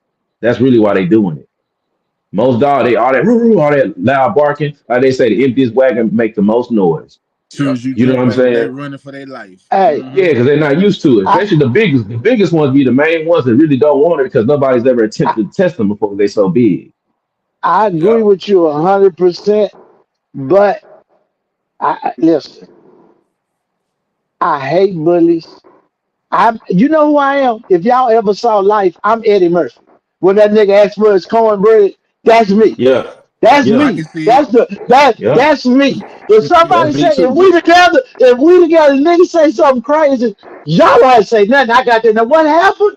No, you ain't got to get that nigga shit. We ain't got to move. Fuck that nigga. That's me. On the bully. That's just always been me. They know it. But I tell you what, it don't work all the time. I remember when I was in middle school. It was middle school. A dude was bullying a dude, and I stood up, and said, "Man, you ain't fuck that nigga, man." That nigga beat me and that nigga up. You hear me? The bullet whooped both our ass. And I looked at him and I told him, I said, but you a man because you took that ass and you fought. You ain't, fuck that. We'll get him tomorrow. We'll fuck with him Man, again. you He you was know like, what, nah. Rich? But I took that ass whooping with that nigga though. I didn't even have You to know take what, it. It Rich? wasn't mine to take. What? I'm like win, lose, or draw type of cat. You gonna have to show Yeah. me win, lose, or draw. Yes. But at the end of Yeah. the day, you already know Yeah. that I'm gonna take it there with you. So if you don't want to have to go there, then just leave me alone because I'm gonna take it. Win, lose, or draw. You know what I'm saying? So I'm gonna get out there. But if Yeah. I have to, that's to put this all in the context. If I have to, I'm always gonna try to take the other route because I don't want to have to go there. But if you Like, messing with me, you messing with me, and I'm telling you, leave me alone or trying to figure out what's going on 'cause I don't want to take it there. You keep doing it, it's gonna be win, lose, or draw. Nigga gonna dust Period. the, your ass. Quality voice. Hey the, man, This for me, I'm saying it's a little different we gotta, though. I mean, gotta wrap it no, up. we going, are we I moving? mean, Okay. Nah, it's a go We gotta little ahead. wrap it up. different. Nah, do your It's a thing, little quality. different for me though, man. I can't lie to you. It'll make it quick, Yogi. Yeah, you But good? I'm the kind of guy. If you're bullying someone and I'm there, I'm gonna get to go. I'm gonna go get to someone, and then I'm gonna take them with me. Come on, you say, let's go. Now, that bully got two options here. Either you can walk away, or you can come get that person while I'm there. Now, at this particular moment, this is gonna be your choice. Cause now I'm nice. I ain't gonna say nothing. You can call me all kind of names. Y'all know how y'all said you can't talk to me a certain way. Now, none of that hurt me. I don't give a fuck what you call me, what you say to me. None of that means nothing. I'll be walking away. You bitch ass nigga, whatever. Okay, cool. But if you put your hands on me, if you even accidentally just fall and bump into me, I'm probably gonna turn around and go off on your ass. And that's the nature of me.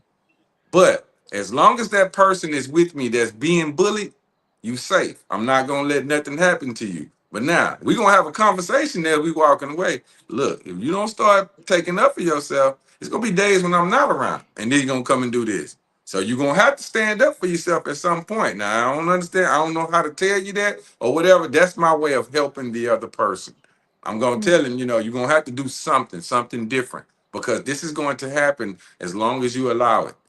The moment you stand up is what you just said, TB. And the moment you stand up, you might find out that bully ain't got no bark in his bite, or no fight in his bark or whatever. He just all bark, he ain't gonna do nothing.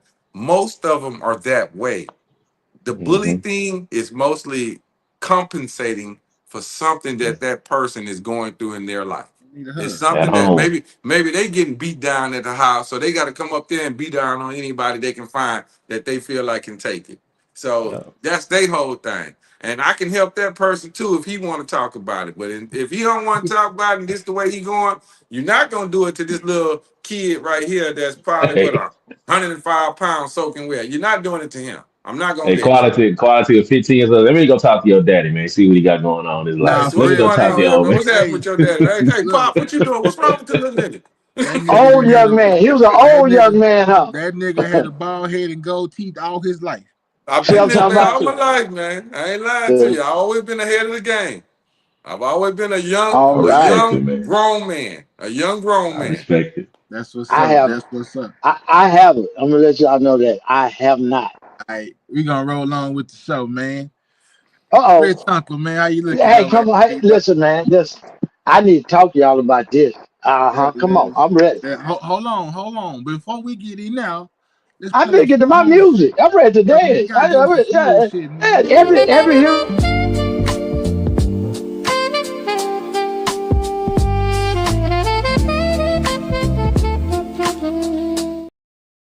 screen is gonna come out. Yeah, Oh, they didn't play it up there. yeah. Hey man, look, There man, you go. thank y'all. This is the Black Excellence part of the program where Excuse we me. talk Black Excellence, where we talk about Black culture, Black history, everything about being Black. I'm gonna cover in this section.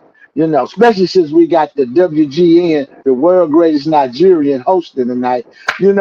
Let me get into this here, man. Play my little video, and then we gonna talk about. He been drinking out this Nigerian water tank since he became Nigerian. I discuss that later. But yeah, Hey, let's listen get to to. me. This, Hey, bro. Huh? this quality type shit right here. Yeah. Oh, well, he Nigerian. What you saying? If you Nigerian, he Nigerian. Shit, that ain't hard. I Two respect Big Gips so bad. I'm stuttering. This is confirmation to everything that I've been saying. Y'all, listen, God is trying to show black people, and y'all not listening to us. God is using more than one black person to say the same thing in a different way and shape. Y'all, listen to this conversation. The one thing that pissed me off about a lot of our successful black people is that once we get money, we get quiet and we don't want to say nothing. You're scared of and that wasn't what Atlanta was about, Listen. bro. Like you had Hosea Williams, you had so many other dudes that was around King in this city that was in different neighborhoods, still putting down the plan, still showing young men how to survive with skills that if no music sold, they still knew how to survive. And I think that all of us now Listen. need to just get rich to live like they white. That's see, most see, black people don't God even know real damn black it. culture. You live in white people culture. Period. Because when I was a kid and we wasn't invited, when we didn't go, nigga, we started going to Lennox. Before Okay. Have a good Yeah, day. I yeah. respect I Hey, respect fellas, fellas, I had to bring this to y'all. I'm talking about when I saw this, it hit me, and I want to compose a question to all three of y'all. What do we get money for? Do we get money to live a white life? To live out like a white? Do we move way out there where they at? Do we shop where they at? Do we wear they brand? Do we get rich to become white or live like a white person? Cause we damn sure don't live black. We damn sure don't. We leave the hood. We live anywhere some niggas. We leave to go and live a white life. I just want to know that's what we collecting our money for. To go live a white life. I don't know. I don't know. Because when it saw me, it hit me and I never thought of it that way. And I'm like, you so right. Because we go by the designer, we go do this. And I know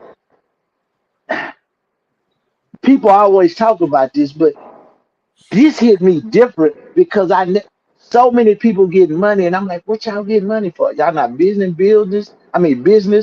You're not pooling your money together to start nothing. We're not doing nothing. We just want to go live white. We're gonna get us a white car. We're gonna go get a white house. We're gonna go get us a white life. You know what I'm saying? We don't do nothing ethnic this. You know what I'm saying? It seems like the plan should be we get our money and go back to Africa with that money. Fuck these motherfuckers over here. Let's go start our own shit over there. Because they giving you land and opportunity. All they need is money and resources. You saw what that young dude did. He said, what, Bill, a highway, how long? I do it myself with my people. So we know shit can get done. I'm just saying, what are the elites or the rich people doing now? That make me look at them different because you get money to fund your people. The revolution. Because that's what white people do. You think they don't? Soon as a white boy get in trouble, what the fuck they do? They come up with whatever the bond amount is. Mm. That Bob the Builder nigga, he out. They came up with that money. This He nigga out. say this nigga say Bob the Builder. Whatever that fucking Peckerwood name I is, he know who you out. talking about. They pool their money together. Man, look at the Mexicans. When they that ice shit, the Mexicans came together. They coming with money. Move this shit around. What niggas Hey, do? You kill a nigga right now, them white boy fuck that nigga. We can't get nothing. They hanging this boy down here in Texas. Can't get nothing. We don't have no infrastructure. We get money to be white, and guess what? You have to stay white to keep it. Because if you say anything, oh, they gonna make you back black. And what's wrong with being black? See, the thing is, we have no infrastructure. Like your brother just was talking with the music. Fuck what white people think about country music. Let's make black country music. Pool all the 100 or 200 blacks that they know and start their own shit and build from there. We don't need their acceptance no more.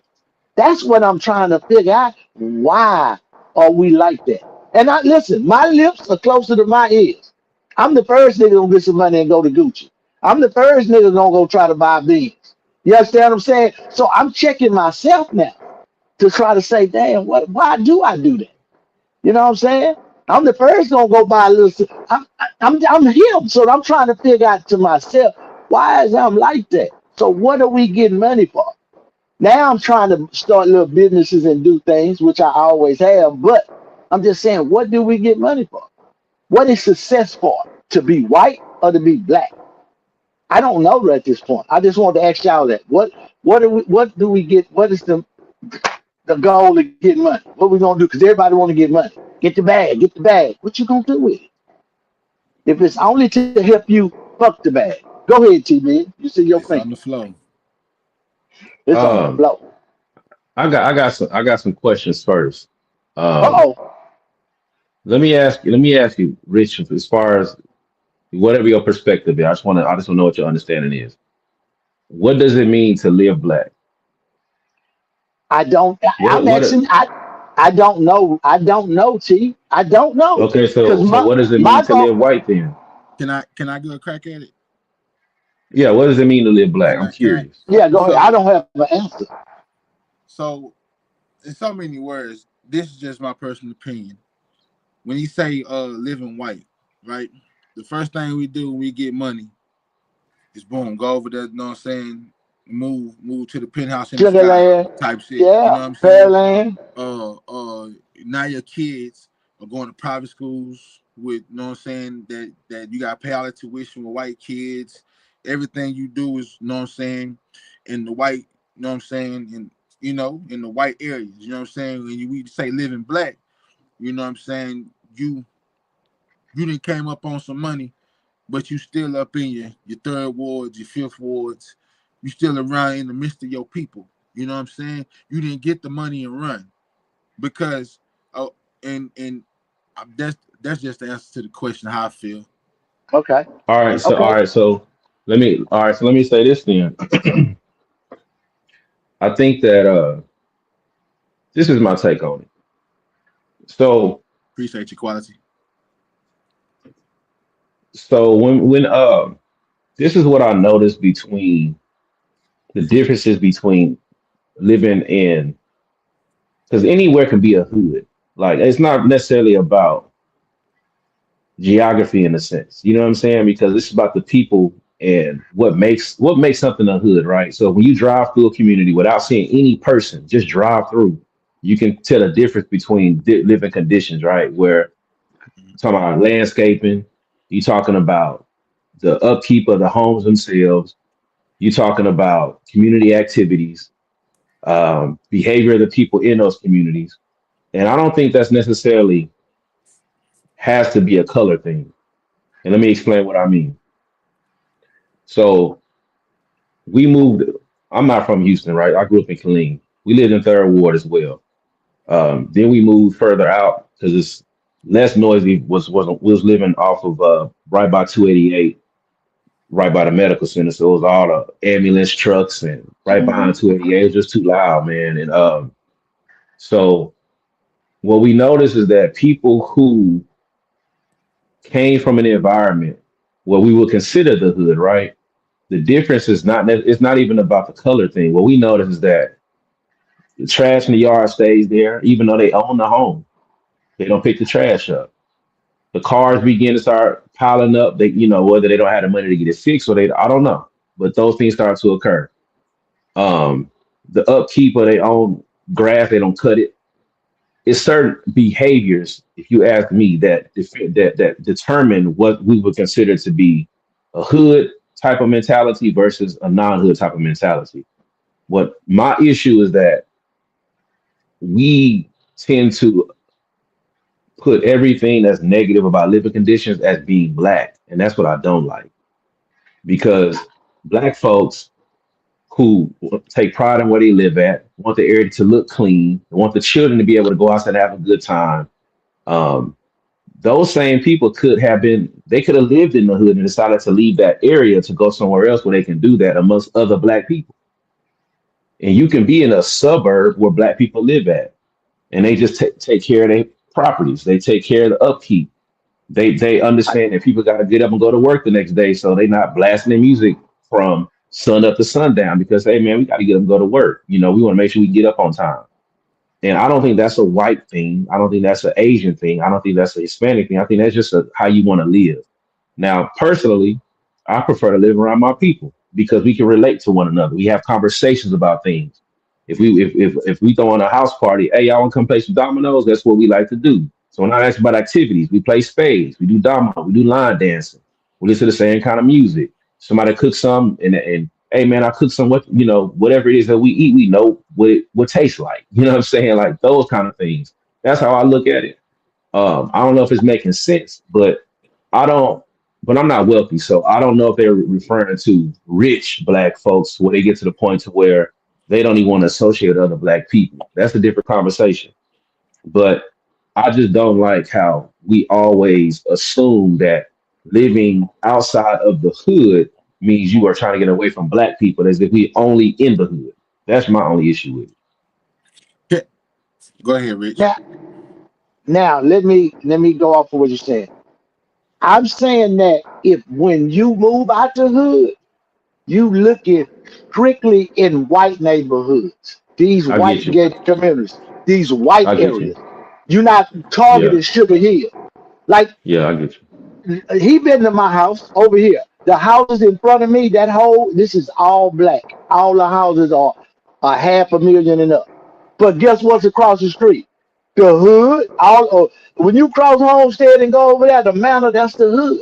But they got a section over here where all the black folks with money stay, and it's right here on the hood.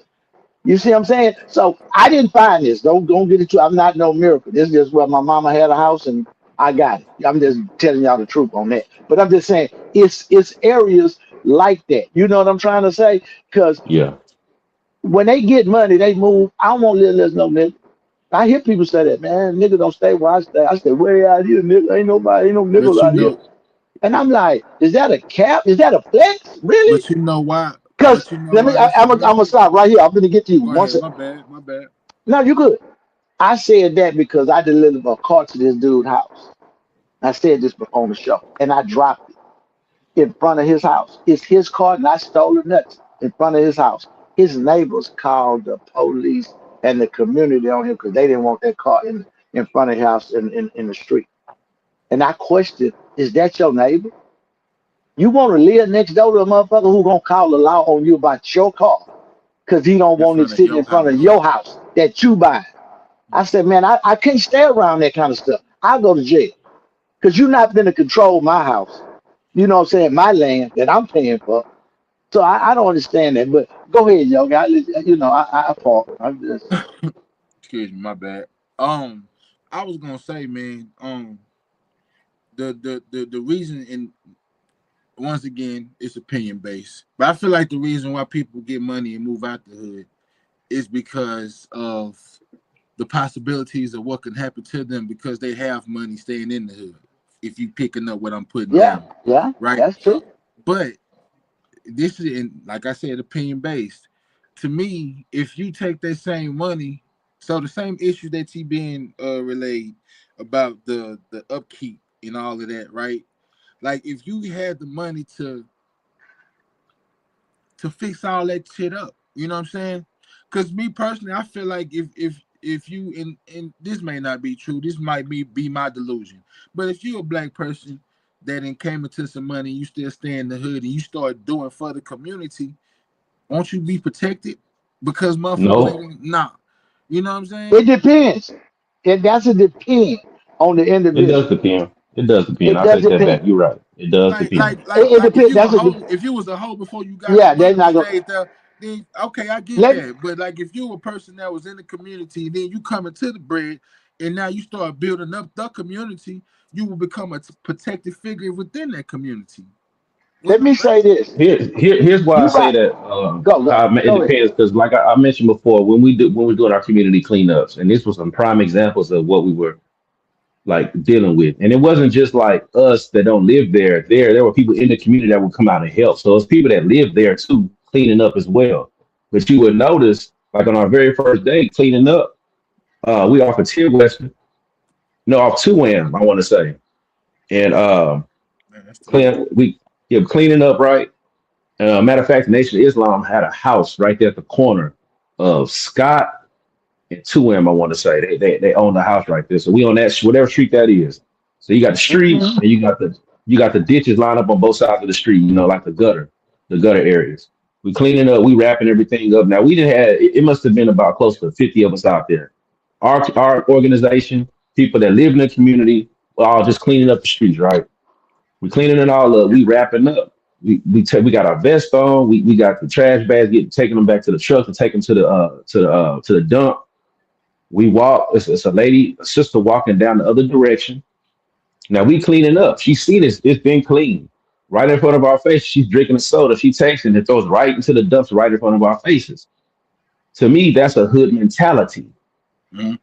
That's what I'm saying. It's the mentality. I'm Like with you. to not have the I don't want to say the pride, but to value where you live at, to where it Mhm. looks presentable, because that matters.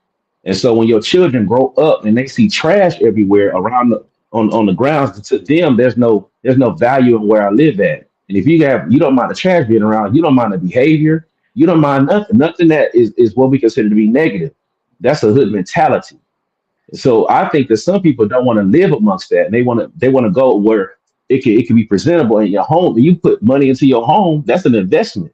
If it's dirty in your community, people you can't sell your home because nobody wants to live. Nobody wants to seek out an area that looks trashy. So they're not going to buy any home there. So if you put money into this, you build your credit up. You doing what you're supposed to do to get you a home to be able to flip it or pass it down. You move into somewhere where the value decreases. You don't want to live in that environment. Not the people, it's the environment and the mentality. That's what I'm thinking it is. It's not just the people themselves, it's the mentality of the people there. So that's my take Yeah. I, on it though. you right. You're 100% right. You are 100% right. And let me say this. I would be fair on the movement because in the from the 80s to the 2000s, you better move out the hood because the crack epidemic was bad.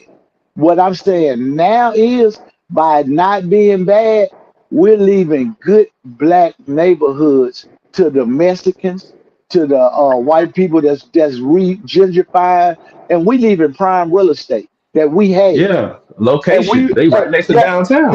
yeah, and we done went all the way out here and Hey, been tricked Quasi. out our spot, paying for all that goddamn taxes and shit. So I'm just saying, yeah, you right now is the time for us to do a mass move back and start getting that property that's in the hood. Because the Mexicans doing, it. I see it. They finna have some nice neighborhoods that we just abandoned, do the crack and do the crime. It's not like that no more over there. The hood ain't, you got maybe one or two, but it ain't like it was. So, it's safe now. But quality, what you think, brother? I ain't heard you say nothing on this here, man. I was kind of listening to y'all. I got a few different angles I'm gonna go at. Come on with it.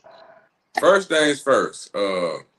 Yogi made the reference earlier today when he talked about the hood party. Okay, Mm. right there, it had already ringed alarms in my mind when he said that. I just didn't want to get into anything with that, but that right there was a red flag for me. Okay, and here it is. You then now say living white or living black. See, these to me, there's no such thing as these things. This is just the perception of what you were taught or what you are told to believe or whatever by whomever told it to you. There's no such thing as living white, living black, or living in areas of white. Black people live everywhere. I've been to, and TB, I hope you don't mind me doing this, but I went to TBN's neighborhood and it looks like it's fucking mansions out there. Mansions. TBN, what's the ratio of black people in your neighborhood? Just, reference, just a easy number or whatever. About I would 50, say about 50%. 75%. It's about 50 to yeah. I'm at Iowa Colony. So y'all can I look think up it's back about there. You can look it up. Yeah, 75. it's a lot of black people out there.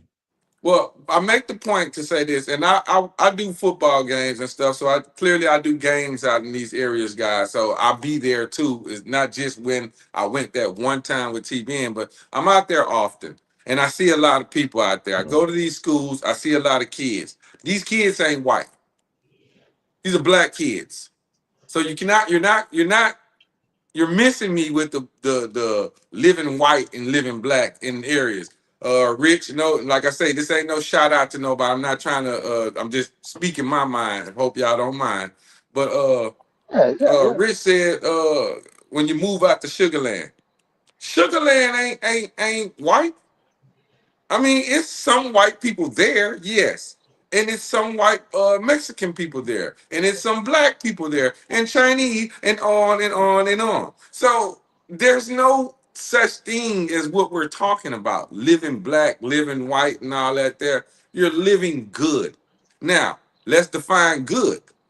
Well, if I take my child to a HISD school and my child can't get the education that if I took him to a Fort Bend school or a Tomball school or what's the Woodlands school district, and he gets a better education or she gets a better education, then where do I want to put my child at? Do I want to stay in HISD in what we are considering to be the hood? Do I want to stay there and allow my child to go to school in that environment where I know he's not going to learn, he or she is not going to learn? Or do I put them in that, what Yogi said in his statement, send the children to private school? What's wrong with that? There's nothing wrong with sending your child to a private school so that they can get a better education, so that they can be the best version of themselves. And we consider that sedity or white people shit. No, that's the problem right there. That's the problem. That you can't conceive that that's not white people shit. That is, I want better for my generation. And in order to do that, I got to be willing to move from where I'm at and put them to where they need to be so that they can get that. I'm not saying that we can't create that in the HISD environment or in the areas in which I want to consider to be the hood. I'm not saying that that can't be the case. You can get that there. We just have to come together and do it. Now, quick thing, Rich. I'm just gonna answer the video that was shown. Now, that was just my perception of that conversation of living hood and living in the hood and white folk living that. I don't get that. So now I'm gonna answer the video. The reason why these black people get quiet is because money controls people. Let's just be quite frank. Money controls people. If I give you money, it'll make you shut up. If I'm a white man and the white man has given you some level of fame and riches, you will shut up and you will do exactly what he tell you to do. If he tell you to jump, you gonna jump. You know why? Because you want that money. You greed for that money. You got to have that money. You need that money. Rich, you said it yourself. You just now coming to the conclusion. You used to go buy the Gucci's and all that. I I told you still do. before, these folks don't want you to have this shit. And I your still response do. to me when you said it was, I buy it just to piss them off. Well, then they won. You didn't win, they won. I They look don't good. want you to have Hey, it, but you you still know, invested in their stuff so that you can prove a point that really ain't got nothing to do with proving nothing. That's the problem with the community, with the black people and their money situation right there. That logic of thinking, because if you can't be smart enough to recognize that you cannot support something that does not support you, then how are you ever going to overcome the things that we are going through right now? I'll Cause, put it to the side right there. Go ahead, let, TBN or let, Rich or let wherever me you let, want to let go. me let me You say opened up this a because whole I didn't because conversation, buddy. I meant to I wanted to answer this question. I kind of forgot to answer. I think the question was why do we get money, right? And I think as we get older, the reason why you have money changes. So when I'm younger, it's to get a car, you know what I'm saying, or to get certain kind of clothes. But as I get older, it's not for that. It's to have different experiences. So if so, we want to travel. We like traveling. So if we want to take the family, say, hey, we want to go to Africa, Europe, wherever, South America, wherever we want to go, they just cost money to do that. And then who's to say, and it shouldn't have to be a limit on how much we want to do it. So if we choose we want to do it 3 or 4 times a month, then we should be able to do it because we want to. And it just takes money to do that. Also, you want to be able to invest that money and pass it down through the generations to make the next generation's life a little more easier. You know what I'm saying? So I think as you get older, the reason you want money should change. And there's a level of materialism. Yeah, you want to have a upscale car for the experience of driving from point A to point B. I mean, most people want that. That doesn't mean you want to have the most expensive car, or I don't have the most money on the planet, but to be able to have better, more experience and to do more with it, to offer that to my family. That's the reason why I would want to attain more money, and also to be able to pass more down because inflation. So $1 million a day is not going to be worth the same $1 million 20 years from now. So you have to collect more today, so it's worth at least an equivalent amount 20 years later down the line. So you have to accumulate more, whether it's assets, cash, whatever, properties. So I think that's the reason to pass it down because it's about generational wealth in my mind to make the generations after you life a little more easier for them to enjoy it better. That's the reason why I would want to get money, more money. That's my answer. What you got, Rich? listen, man. Listen. When I say living white, that's the mentality. When I say feeling Yeah. white, that's the mentality. It's not an actual thing because everybody want better. But what is black better without going to where a better white is? What is our better without going to a better white? You know what I'm trying to say? How they got the best school and best this? How? Now, part two to this is we go get our kids these great educations. They don't even want that shit. How many of them kids use that shit? We stick them out here in these high ass schools to be better, and they still come to the hood and they don't. I mean, they still. You know what I'm trying to say? They'll turn around, look you in the face. You didn't raise them in a pretty house. They ain't never had to struggle, and then look you in the face and say, "I got it out the mud."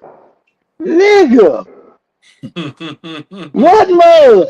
You not even dirty, nigga. What the fuck? But that's not for me. I just know how it go. See, they don't appreciate what we trying to do for them. You know why? I went to private school. My mama did everything because she was a teacher. Then she became, yeah, she was a professional educator. She wanted me. That shit did. Guess what she realized? Put this nigga back in private. Put that nigga back in public school. And she wasn't wrong. She wasn't wrong. because I didn't want none of that. Even though I could deal with them on the grades and I was there, but it wasn't my type of stuff. You know what I'm saying? And then part two, you prime your kids of a black experience when you do that. I did. I took them away from that because what that said about me. I don't like my upbringing then. I don't like my school. If I transfer my kids away from the school I went to, I'm really saying the school I went to wasn't shit. But I'm the first nigga to bag my high school and say, hey, it's the best. But I wouldn't let my kids go there. What they say about us, man. The Mexicans gonna go to a Mexican school. They don't give a fuck where it's at. They go, the white boys, they gonna go to a white school. I don't care if it's in Florida, Decatur, they going where the white. Why we can't go where the black? All And right. then well, we get out of here. I'm just saying, what we need to do is get better teachers, get a better school system, but they could care about these kids and quit just getting a check and educate the black kids and let them know what the real world is about. So we can send them out there prepared and not the white school. I end that, fellas. I thank y'all for this. I know this topic went away, but I had to get y'all opinion, and y'all gave me a lot of light, as y'all always do, and I appreciate the time. But yeah, I think I want to revisit this one day so we could talk about it because it could go deep. Because I want to talk about it going back over. But anyway, with that being said, Yogi, I'm out your way, man. I'm Yes, sir. sorry. So, man, I just came to the conclusion, man. Ain't no competition, man. We the team over here, man. And it's one of them shows, man. It's one of them good shows, man. We gotta keep it going, man. So quality. We ain't finna fade you to black tonight, brother. How you looking, Yes, man? sir. Are you ready to go? Oh yeah, man. Hey, If hey, you hey, Don't hey. worry about the I time. Don't just worry said about what I that. said. I just said what Yeah. I said, man. We had a Heat good show up. tonight, bro. We rolling. So if y'all Yes. cool on going in overtime, quality, we Yes, finna sir. get yours knocked out well, too. So what's up? hell, let me say this though. First off, And god damn it, I ain't never had a problem with overtime. I only adjust mine because I want y'all to be happy. So I love overtime. I'm the see, motherfucker that run the ball in the fourth quarter, god damn it. see what I'm talking I ain't about? That's playing. First what I'm off, talking. I ain't first Hey, playing. off, I'm the first off, fourth quarter nigga. first see, off, when niggas go get that good oil and get the shine on their head, they feel they self. I'm see. just playing with you, brother. You know I That's love that you, man. Nigerian. He don't know it, Rich. He don't know it yet. Quality, man. How you looking, man? You ready to rock? Let's rock out then, goddamn it. We going to Let's overtime. Let's rock. let's get it.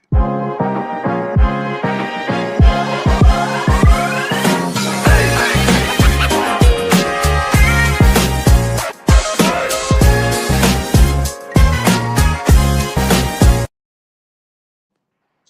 Introducing hey, my man. brother. Welcome to In- Quality Talk. All right. and I had a little slick one for you. Go ahead, my bad. My bad, dog. My bad. All right. So we finna get into a little interesting topic here, man. I was chit-chatting with a few of my friends and I just run across this video. And I thought it would be very, very interesting to talk about.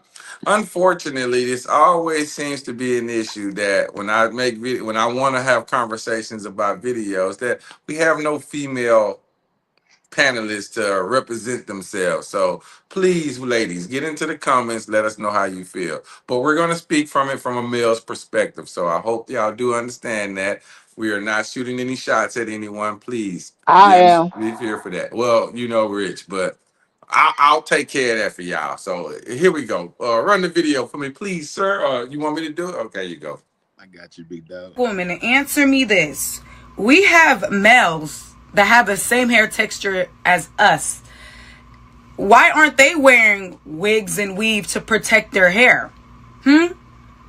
Explain to me this. And why a lot of black men dreads be longer than us?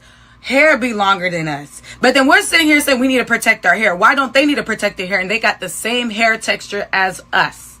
It's only women that are not noticing that they are brainwashed to think that their hair is unprofessional, to think that their hair is hard to maintain, but never try to maintain it. Again, we have another sex with the same hair texture as us, and they don't wear wigs and weave. They embrace their natural hair. They wear their natural hair. And y'all sitting here saying it's hard to maintain, but you just don't want to admit that you hate your hair.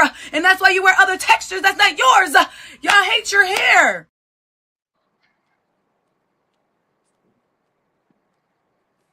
I thought it was kind of funny how that church came Yeah, out of it, y'all. yeah, she came out though. Yes, Mm-hmm. sir. Yep, Yes, she sir. did. Boy, I caught the But spirit. yeah. That spirit was in her, man. But I caught it. Hello.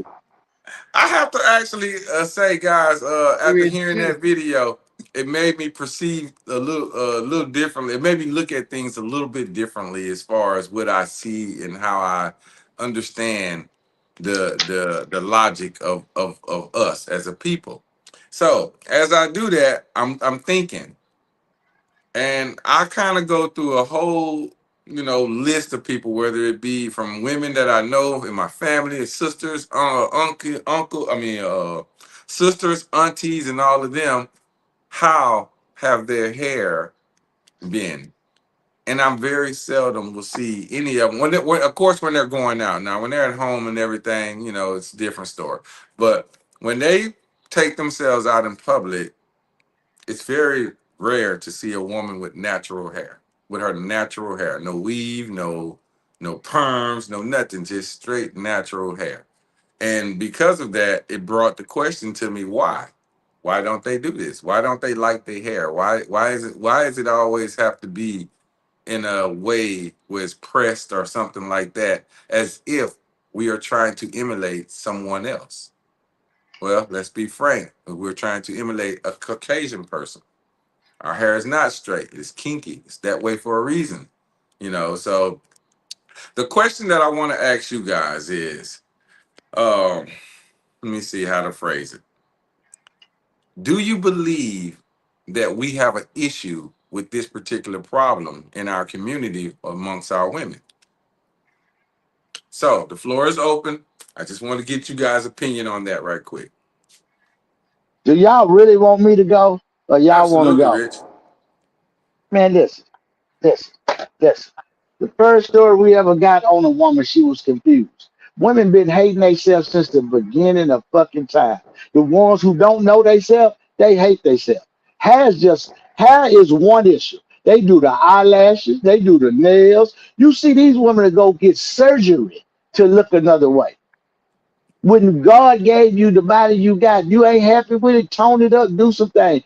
Women do not like themselves. I don't care what you say. When they look in the mirror, they're not happy with that person, their life, or nothing. So that's what they gonna do something that they have. And I don't think they trying to look white. I just think it's just style. That black people have style. So we do that. You know what I'm saying? They didn't made a cultural thing out of it. Because you see the African women now wear weave. That fucked me up. I be watching the African things on YouTube and stuff. Them black girls got weave. I'm like, what the hell? Now I knew they do braids and shit, but now they trying to do what they do over here. And that's just women, man. I just say women confused. They beautiful creatures. Everybody need one, but they confused. You know what I'm saying? It's easy for us. Either you got waves like the Nigerian guy up there, or you bald head like the rest of us. Ain't no in between. You see what I'm trying to say? Ain't no in between with us. So the women, they got the luxury. They have grow and they have to braid their real hair down to put a wig on it. Now think about what I'm telling you. You have to braid all that good pretty hair down to put a wig on top of it. And guess what they'll Make it say? make sense. And listen, this is the first thing they'll say when you say something. Why you got that wig on? I got long hair. I got long Hey, hair. My hair long under here. I'm like, well, why you covering it up? I don't get it, man. I listen, that one right there is for the people who could figure out who built the pyramids, because we'll never figure that out. Because we had 10 women on here, they'll give us 10 different reasons and make us feel crazy. Because that's what they believe in, that's what they ride on. Now the ones that don't, I applaud them. You know what I'm saying? I applaud the girls with the dreads, with the little natural afros, with just their natural hair. I don't have nothing wrong with it. You see what I'm trying to say? I'm not in a relationship with your hair. Long as that booty is booty, I ain't tripping on none of that shit. We'll deal with that later. You know, you can even have a fro down there. I'm cool with that hair. You ain't gotta this cut that nigga either. stupid. I'm just saying. I'm all the way natural. I'm a 70s nigga. You know, I'm ready to say you ain't that hand of arms. I ain't got no problem with that, babe. Work with it. You know, we'll figure it out. I don't trip on shit like that because we human. That shit grow. You know what I'm saying? You know, that let me know. But you know what? That let me know how confident you is about yourself. When I see a woman with Mm, natural hair and ain't worried about that little cosmetic shit, I be mm. like, she a real one. Cause she ain't focused. She not caught up in the matrix. Cause she on a mission. And usually they are. You know, they mind ain't see they what that man said. I know TV know this. He said, I'd rather have a natural mind than a processed mind. What he said about the processed hair on the head, he said that's a processed mind. He'd rather have a natural mind with natural hair, you know. But you know, that's when the niggas used to put that slick 50 on their hair, slicking back. Now we was trying to look white, but that's another subject. Rich, But yeah, You had the New Yorker. man, you know what? Not man, I always had that good curly Frenchman hair. See, girls used to like me because of my hair, you know.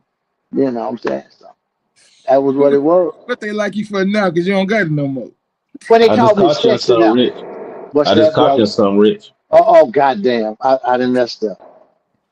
You I ain't know mess I done up, fucked but up. I done fucked it's up. not.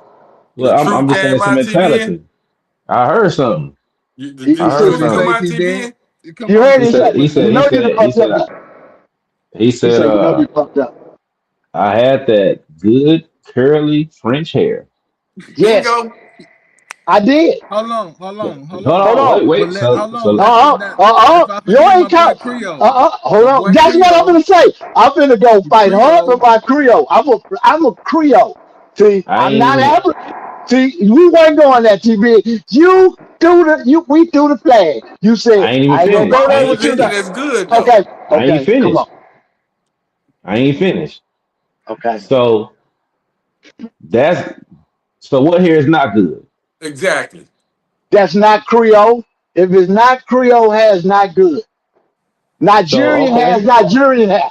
I'm just saying my hair This is nigga killing good. me with the Nigerian shit. Your So hair so not good so so because it's not Creole. Your hold hair on, not hold good, on, Yogi. hold on. Let me say this. My hair So Portuguese. it's a combination. I think it's a combination of a few things. On one end, yeah, there are some women who don't like their hair, right? Because the standards of beauty tends to be long hair, longer straight hair, right? Mhm. That's one. That curly is also a style as well. But also, there are some men who also like that style of hair, and women want to impress the men, and so they want to get their hair like the men like. And some men like the good non-African hair. That's what we want to call it. And so it goes both ways. I just like a So if beautiful you woman. so look, it goes both ways. So I don't think it's a combination. And also, with women, they go with a whole lot of different styles, man. And so they can change their hairstyle up every day of the week if they wanted to. So it's a combination, a mixed bag. It ain't just one answer. With us men, we kind of simple. We don't want different hairstyles every day of the week. If you got a fade, you probably gonna wear that fade for 6 months to a year, 5 years before you change it up. You know what I'm saying? If you got braids, you're gonna wear your braid for some years. If you got locks, you gonna locks you it's tend to be a longer thing, but you're gonna wear a few different styles. It ain't gonna be a 15 different styles that you lock with men. We most simple. But women, they switch it up, But as far as protecting is concerned, yeah, I've heard the argument because it's true. We all got the same texture hair, men and women. Ain't a difference between a man and a woman's hair. You know what I'm saying? It's not a gender thing. They just the styles are different. So yeah, but I part my slab on that, man, because it's a very very age old conversation, man, with the hair. I don't like to come down on the women too much about their hair, man, because a lot of brothers be acting like they want a natural woman, but you see a lot of men be talking about the nappy head. Are you nappy? You Hmm. ain't got no hair in your head. You're bald headed. Like long hair is a standard. Your hair ain't got to be long. Beyonce As a said matter that. of fact, as a matter of fact, if you look at them cotton fields, a whole lot of our women ain't have long hair because our You hair don't really goddamn grow that right. long. It don't. Hmm. They had that Florida Evans. Yes, sir. That good Florida Man, Evans going on. so my first question to come to mind is this, because I hear that a lot too. It's a protection. It's a protective style, right? And I understand about the protection because I gotta protect my ways from the sand, right? So I get that, right? You know what I'm saying? But honestly, man, and T being you right. Niggas gonna sit up here and oh man, you can wear your hair you want, but then in like low key, like, oh, babe, go get your hair done like this. Oh, yeah, I'll pay for you know what I'm saying? Me personally, man, the only time I will understand uh like weave or synthetic, whatever they call it, in a woman head is like she getting braids. That's cool, you know what I'm saying? But man, like you remember back in the day growing up, man, you used to call that horse hair. You know what I'm saying? And It and still is. but you know they did it's thing got advanced now quality. It's human hair for real now. You know what I'm saying? Oh, my But bad. yeah, nah, you good. I But didn't know. I personally, man, like it's the confidence thing, like Rich said, man. If you got it like that, if you holding, man, you can do whatever the fuck you want to do with your hair and still look good. You're still gonna attract what you want to attract. You know what I'm saying? That shit isn't in a sense of an insecurity. You know what I'm saying? Then you see if you got the ones that insecure about their hair and how long their hair is and no edges and well y'all putting all that different ass chemicals and shit in your hair that's burning your hair the fuck out. See Causing cancer too. these Yeah, waves 360 do man 360 style man. I put oils and shit in my hair. You know what I'm saying? What All that stop line? Nigerian ass. that's first that off, Africa. first off, That's that first off, Africa. It's nothing but juices stay and berries up there, man. look. Stop playing. First off, stay out of haircut business. All right, you bald headed. See, But yeah, man, but anyway, that's what burns like perms. Like man, as I grew up and I found out the shit that perms can do to you, the chemicals that they got, then you ain't doing nothing but burning your fucking hair off. Boom, you put a wig on, you glue the wig onto your hair. If you drank the wrong way, you got a patch of fucking hair coming out. If you just rock your natural shit, man, and then like man, like some men like to run fingers in hair. You know what I'm saying? I don't want to rub y'all my fingers through your hair and I pull off a wig, bitch. What are we you doing? know, you know what happened, fellas. I'm gonna cut in right quick. You know what happened, fellas. I'm older, so I'm gonna say it. Women was going with the natural, the afros, but what happened was when them hoes hit the scene, they saw the attention the men was giving these hoes, and they adapted to that culture. Because see, men back in the gap had a natural woman, but he go and play with the girl with the synthetic hair. Cause that's where you spend your money. That's how you knew who was fast or selling some ass. Cause they had all that going on. See what I'm saying? A lady, she was modest. You know what I'm saying? But now you can't tell the hoes from the modest or the regular because they all look alike. You know what I'm trying to say? That was the difference. If grandma put on anything, it was a little wig, and that's to go to church. Beside There's a that, workforce too. you see what I'm saying? So they made them look like that. And they did that with the black girl because they used to always tell them, you ain't going to do nothing with your hair. You can't do it. I don't know what that was about. That was that white girl insecurity there. But But that did change. they putting weave in their hair now too. Them hoes been doing crazy shit. They not from here. So you never know the white woman gonna do. But yeah, man, I just want to throw that in there because I know that a lot of black girls took the whole culture because they see what the whores are getting the attention from the men and they spending. So I don't know what happened. It got flip flop. You know what I'm saying? So But you see, can't look, even tell now. You know who I'm a working and who not working. I'm gonna piggyback off that, Rich, and say this: the natural woman, because of that whole culture, is such a precious commodity right now. You know what I'm Hmm. saying? Because Yeah, when you look at the females that's involved in that culture, they all look the same: fake yeah, hair, lashes, yeah, yeah, BBLs, all that yeah. shit. You know what I'm It's saying? almost a drag queen look, to be honest with you. Not dead ass. Exactly, Like, and then you exactly. can't even tell. Like, you can't even tell if that's a woman or a man because you like See, so much shit going on. and then me personally, man, I ain't never been a huge fan of makeup. You know what I'm saying?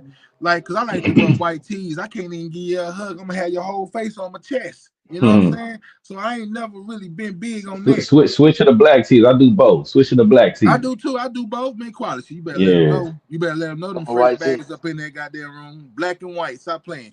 Anyway, yeah. but yeah, man, like I don't know what's man, in there. That's that shit. Nigerian right there. That's that I don't Nigerian. go. I like that. I like that. I don't Say go. Yogi, Why we need. everything Nigerian? Why? You got to find your cousins that scamming before we can come up, man. I know you Hey, got some Nigerian cousins over there I'm scamming. Nigerian. I'm Nigerian, but my hair Portuguese. You know what I'm saying? You see, you got the Portuguese hat.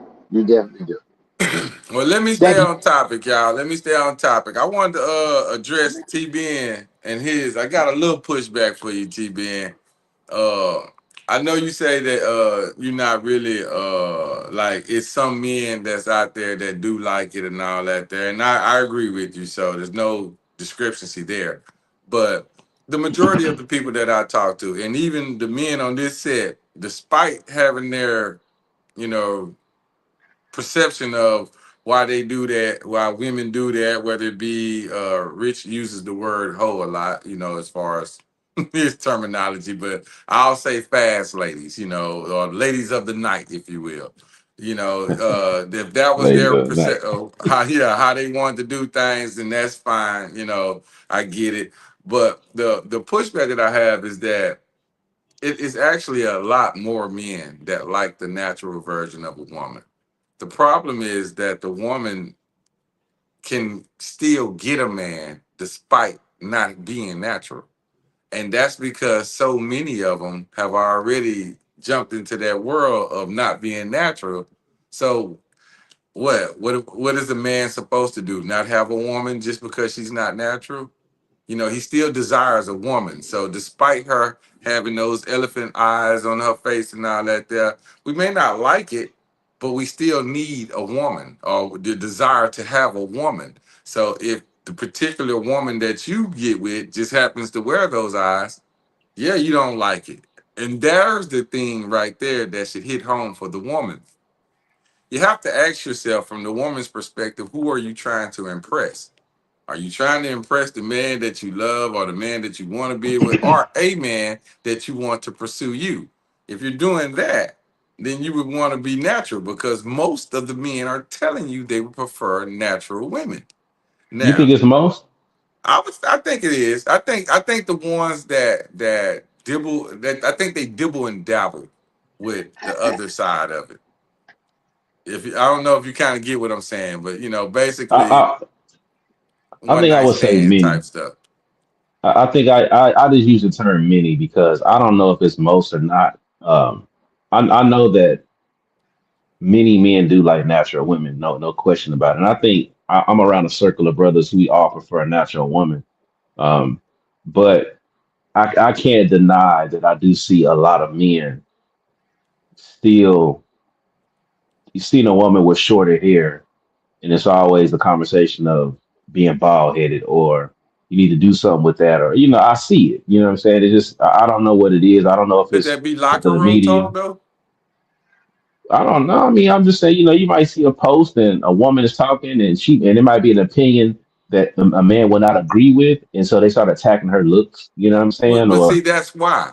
That's why because they have they have an agenda to insult her because they the argumentative side of them. So the agenda is to insult the person, and but the technically soul is the that. looks. Not people don't insult the intelligence though. It's the look. Well, You know what I I'm was just saying? about to say that's on the intelligence of the man that's actually Yeah, yeah, insulting the woman because yeah. I agree. whatever the topic is that y'all are discussing or that y'all don't agree with doesn't have anything to do with her looks.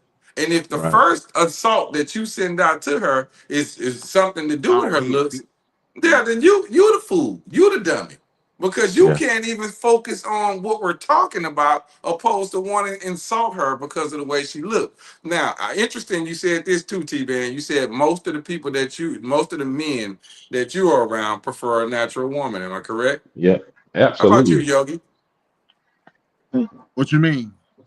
Are Yeah, most of the men that you're around prefer a natural woman, or would they prefer the other side? yeah. But I gotta, yeah. But go ahead. Yeah, what? It, What's the like? Which one? so Which side? so so now, yeah. The most of the men I'm around, they prefer natural woman, but like it's the class, it's the dudes I hang around. You gotta think about the generation we come from. We come from the '90s where we had the Nia Longs and the Jada Pinkett with the short natural hair and was beautiful. I You know what can't I'm see saying? that. We come from that. So my Okay. bad. Go ahead. How about you, Rich? What? Was The most of the dude, men that you're around prefer a natural woman or good Lord, y'all took the same question. oh man, listen. I'm gonna be honest. The niggas I'm around, they want them hoes. They want them bitches. They don't give a shit Okay. about natural. I'm Wait, just wait, saying quick that's second, Rich. Quick second. I just wanted to look at like for T Ben's perspective so he can see it. Out of four people on this panel, four men, most of us said the men prefer a natural woman, except Rich. Rich was the only one that said something different. So that's when I get the most side from. And T Ben, I could be one sided with it because more possibly the group of people that I hang around are somewhat similar to the people that you hang around. Because most of the guys I talk to say the same thing. They would prefer natural. So because of that information that I pulled in from that, that is why I perceived it to be most of the men because Think about our it's a generation alarming too. high many of them that say the same thing about the natural woman. Go ahead. I'm And, sorry. I'll cut you off. I was going to add on to what you were saying to think about we older too, right? So Right. sometimes we got to consider that we're talking from vantage points of middle-aged men. So the younger generations, I'm not always 100% what they got going on because I'm not in their circles. I'm not in their conversations. I don't club with them. I'm not kicking it with them like that. I don't really know what they into as far as the generations that's high school through college, them years. You know what I'm saying? Like maybe up to mid 20s. I don't know what they looking at. I don't know. It's a different world for me right now. So I don't even know. quality. Can I? Yes, Can sir. I? I have to change my statement because I just lied. You know how I just lied? I'm being honest. How you like, I Rich? said, I said the fellas I talk to like hoes, and y'all three said y'all like natural. So I lied. The fellas I talk to like natural. Let me change my statement quality to dudes Listen, I talk to like natural. Cause y'all three like listen, natural. Y'all listen. would be part of the, you know what I'm saying, who I talk to. Honestly, Mook don't give a shit. Long as she breathing, that's my boy. Uh, my kinfolk, he might want one with some weed, but that's two people. It's three right here. So the majority of the people I talk to like brains. I mean, like natural. So My that's bad, why. Yogi. Am I wrong? That's an What you saying, bro? observation. I can't say the guys I talk to like hoes because y'all don't. And I talk to y'all much as I talk to them, probably. I'm saying So, is it safe to say? Is it? This is a good one. So, is it safe to say that it's not the fact that we like natural women? It's the fact that we like confident women. Because in order for you to do the natural Great, thing, Yogi. Great. I'm in, sorry. I don't mean to cut you off, but that's a beautiful point. Go ahead. so in order for you to do the natural thing and pull it off, because I know plenty of women that's natural, shortcuts, afros, dreads, they got it. You know what I'm saying? And like I said before, if you're just a naturally beautiful woman, man, you can rock that shit and still be beautiful and still pull with no problem. So is it the fact that we like the fact that they natural, or the fact that they're confident enough to step out natural? You get what I'm saying? And I'm 100% with you, Yogi, and I think that is an amazing point that you just made because confidence does play an extreme point of value in this particular conversation. But I'm gonna address the comment that we got right here. What is that? YDK for life. Hello there, young lady. How you doing? Anywho, I went natural during COVID, and you guys don't realize it takes a lot, capital letters, a lot, to maintain natural hair. I personally, I personally like to switch it up for, I guess, for our personal look. Switch up So my look for yeah. me. Okay, that. so that's cool, and there's nothing wrong with that. You know, you're entitled to do whatever you want to do. We appreciate the comment as well, but you are entitled to do whatever you want to do. This is merely just our opinion about things. But the reason why we're saying what we're saying is because it's over. Like it's almost like in my opinion, and from the way I see it, I like I say, I hear so many men say that they like natural. So if you're out to attract a man, if you're single or if you into this world or whatever it is you're doing it for, whatever reason you do your hair, Why wouldn't you do it the way that the man says he likes it? For instance, Yogi just made a situation. I mean, a comment where he said, uh, beautiful, natural. Like women are naturally beautiful. You know that it's almost like they're put on a pedestal for being a confident, beautiful, natural woman. So why do we? And I noticed this part too when she said it takes a lot of maintenance. Well, I mean, it takes a lot of maintenance to be a woman. So I'm not necessarily, I guess, caught up with the maintenance part. It's just a part of life. If maintenance is what it takes, then that's just what it takes. I mean, it takes a lot of maintenance to do a lot of other things. You know, keep yourself clean and whatever. You know what I'm saying? Wash So your ass. I yeah, don't think. yeah. Go ahead, T. I don't. Big. I'm not trying to downplay her comment. I'm more or less Mm. just saying that I don't want that to be a narrative that we use for an excuse because it takes a lot of maintenance. I mean, it takes maintenance to be a queen. How about that? It takes maintenance to be a queen. A queen has to present herself as one. So, and it takes maintenance to do that. So, because of that, you have to embrace that maintenance. So, if it takes you a little extra time in the bathroom in the morning, then so be it. So be it. It takes you I don't extra think time she to can do blame a it. lot of other things that you make time to do. So it shouldn't be taken away from this particular part of it because it's easy to throw something over your head and call it a day and walk out the house, you know. Go ahead, TBN. I'm sorry. Yeah, you ain't gotta say sorry, brother. You I talking. know I be kind of going on. That's why I'm with you. No, but I was gonna say, so keep this in mind, man. And this is what I have been noticing just through conversations when these topics come up is that for me, and I think we can admit that we do things that we do for women. I think we're open to say that we do things to impress women, and For I sure. think we don't have we make no bones about it. We just do that. But women, from what I gather now, is that they don't do things for men; they do it for themselves. Themselves. Yep. That's a difference. Yep. Now it's a video that I he brought that up, and I wanted to, I may shoot it to it in our chat, and about a woman speaking about how when she wants to do things and other women are saying they shouldn't do it this way, and she's saying I'm doing this because it's what the men like, and but she's a rarity. Mm-hmm. Most women are saying they're doing what they're doing for them, how they want to look.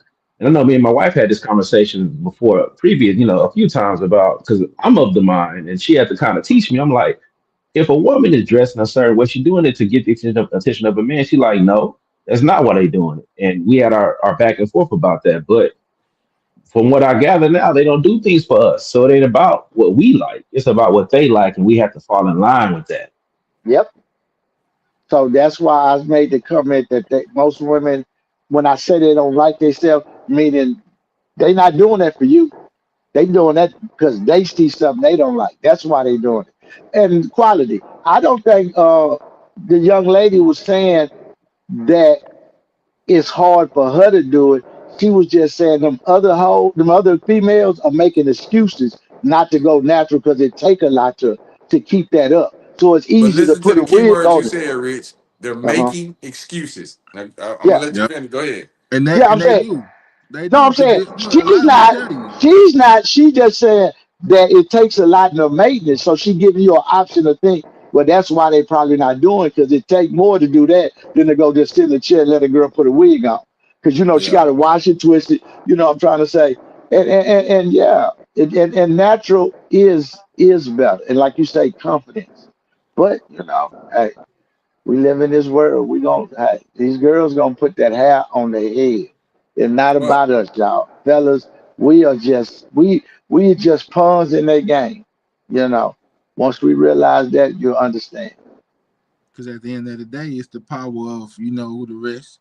You know See what what I'm I'm talking saying? And about? no matter what they do, you know what I'm saying, they know it. They nigga gonna chase. and that's whether they have their hair with a wig on or Natural long or braids, wait a second. What's bobs. what's the word you called it, Yogi? Synthetic real hair? Is that it? Nah, Did I Yes, say it it's right? synthetic. You got synthetic, and then you got human hair. It's separate. human hair. Yes, Okay, yeah. so Same whichever thing. one they got, if you got the synthetic human hair, it's still, you know what I'm saying? Whatever it is, men are still going to pursue you no I matter want. what. So I want to ask you. that's why Hey, it's not necessarily an issue for them to do it but it just the logic of it just doesn't make sense to me. And once again, in most in anything that it's any topic that I bring to the panel, it's always I'm challenging your mind, the way you think, because if I can get you to change the way you think, I can promise you that you'll probably see different results than what you saw. But the problem is you're stuck in this way that you think. And some people get lost in the fact that they think they're always right. You're not always right. Sometimes you just gotta sit back and recognize or be willing to hear so that you can perceive the information that's being said to you. It ain't, I'm not saying anything in a negative way to women. Like I say, men are going to pursue you anyway. You're gorgeous. You're women. That is just the way it goes. Women are gorgeous and men are going to pursue them. There, no matter what you look like, no matter what the shape is, all color, anything, you are gorgeous as a woman. Men are going to pursue you. Now, the question becomes which what type of man you want to pursue you. I'm talking about more curves than a racetrack, boy. Listen, What man. type of man you want to pursue you though? Hey, Rich. That's for the woman. You Hey, know that Rich. hat don't Go mean ahead and say shit. what you say. We're gonna wrap it up after your comment, brother. Yes, 2:30. Hey man, I just want to say, man, that hat don't mean shit. Y'all see So no. Cardi B got the longest, prettiest bald hair you could have, and she just switched niggas 6 times in the last 5 days. So tell me a natural girl with dreads or natural hair that's having men problem. You don't I'm see gonna say it that. this way though, Rich. You don't If see Cardi that. B got that type of hair and she done switched man 6 times, tell me when she can keep one.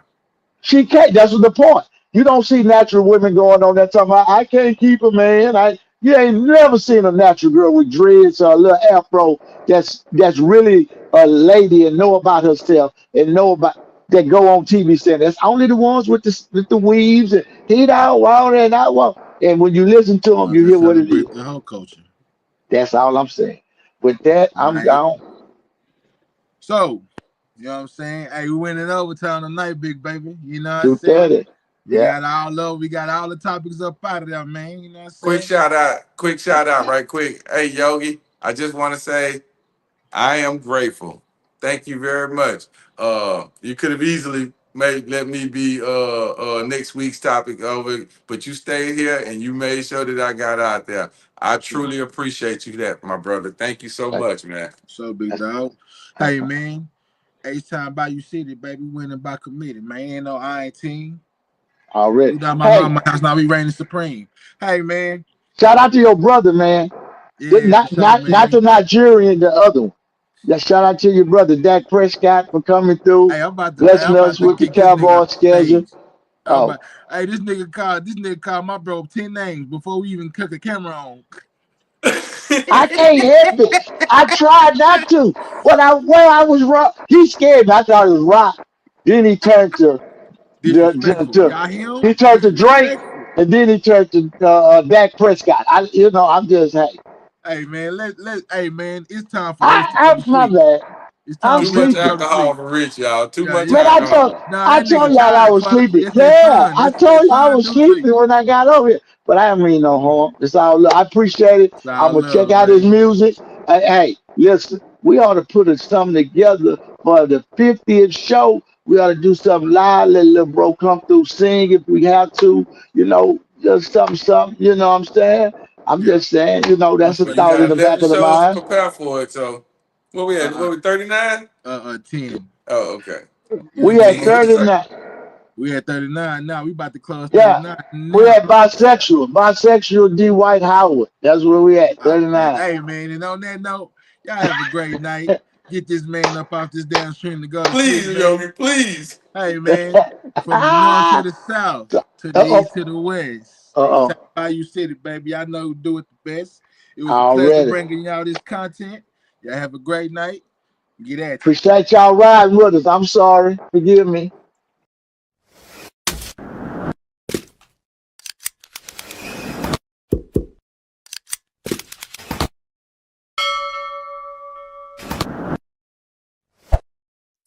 Thanks for joining the H-Town Bayou City podcast.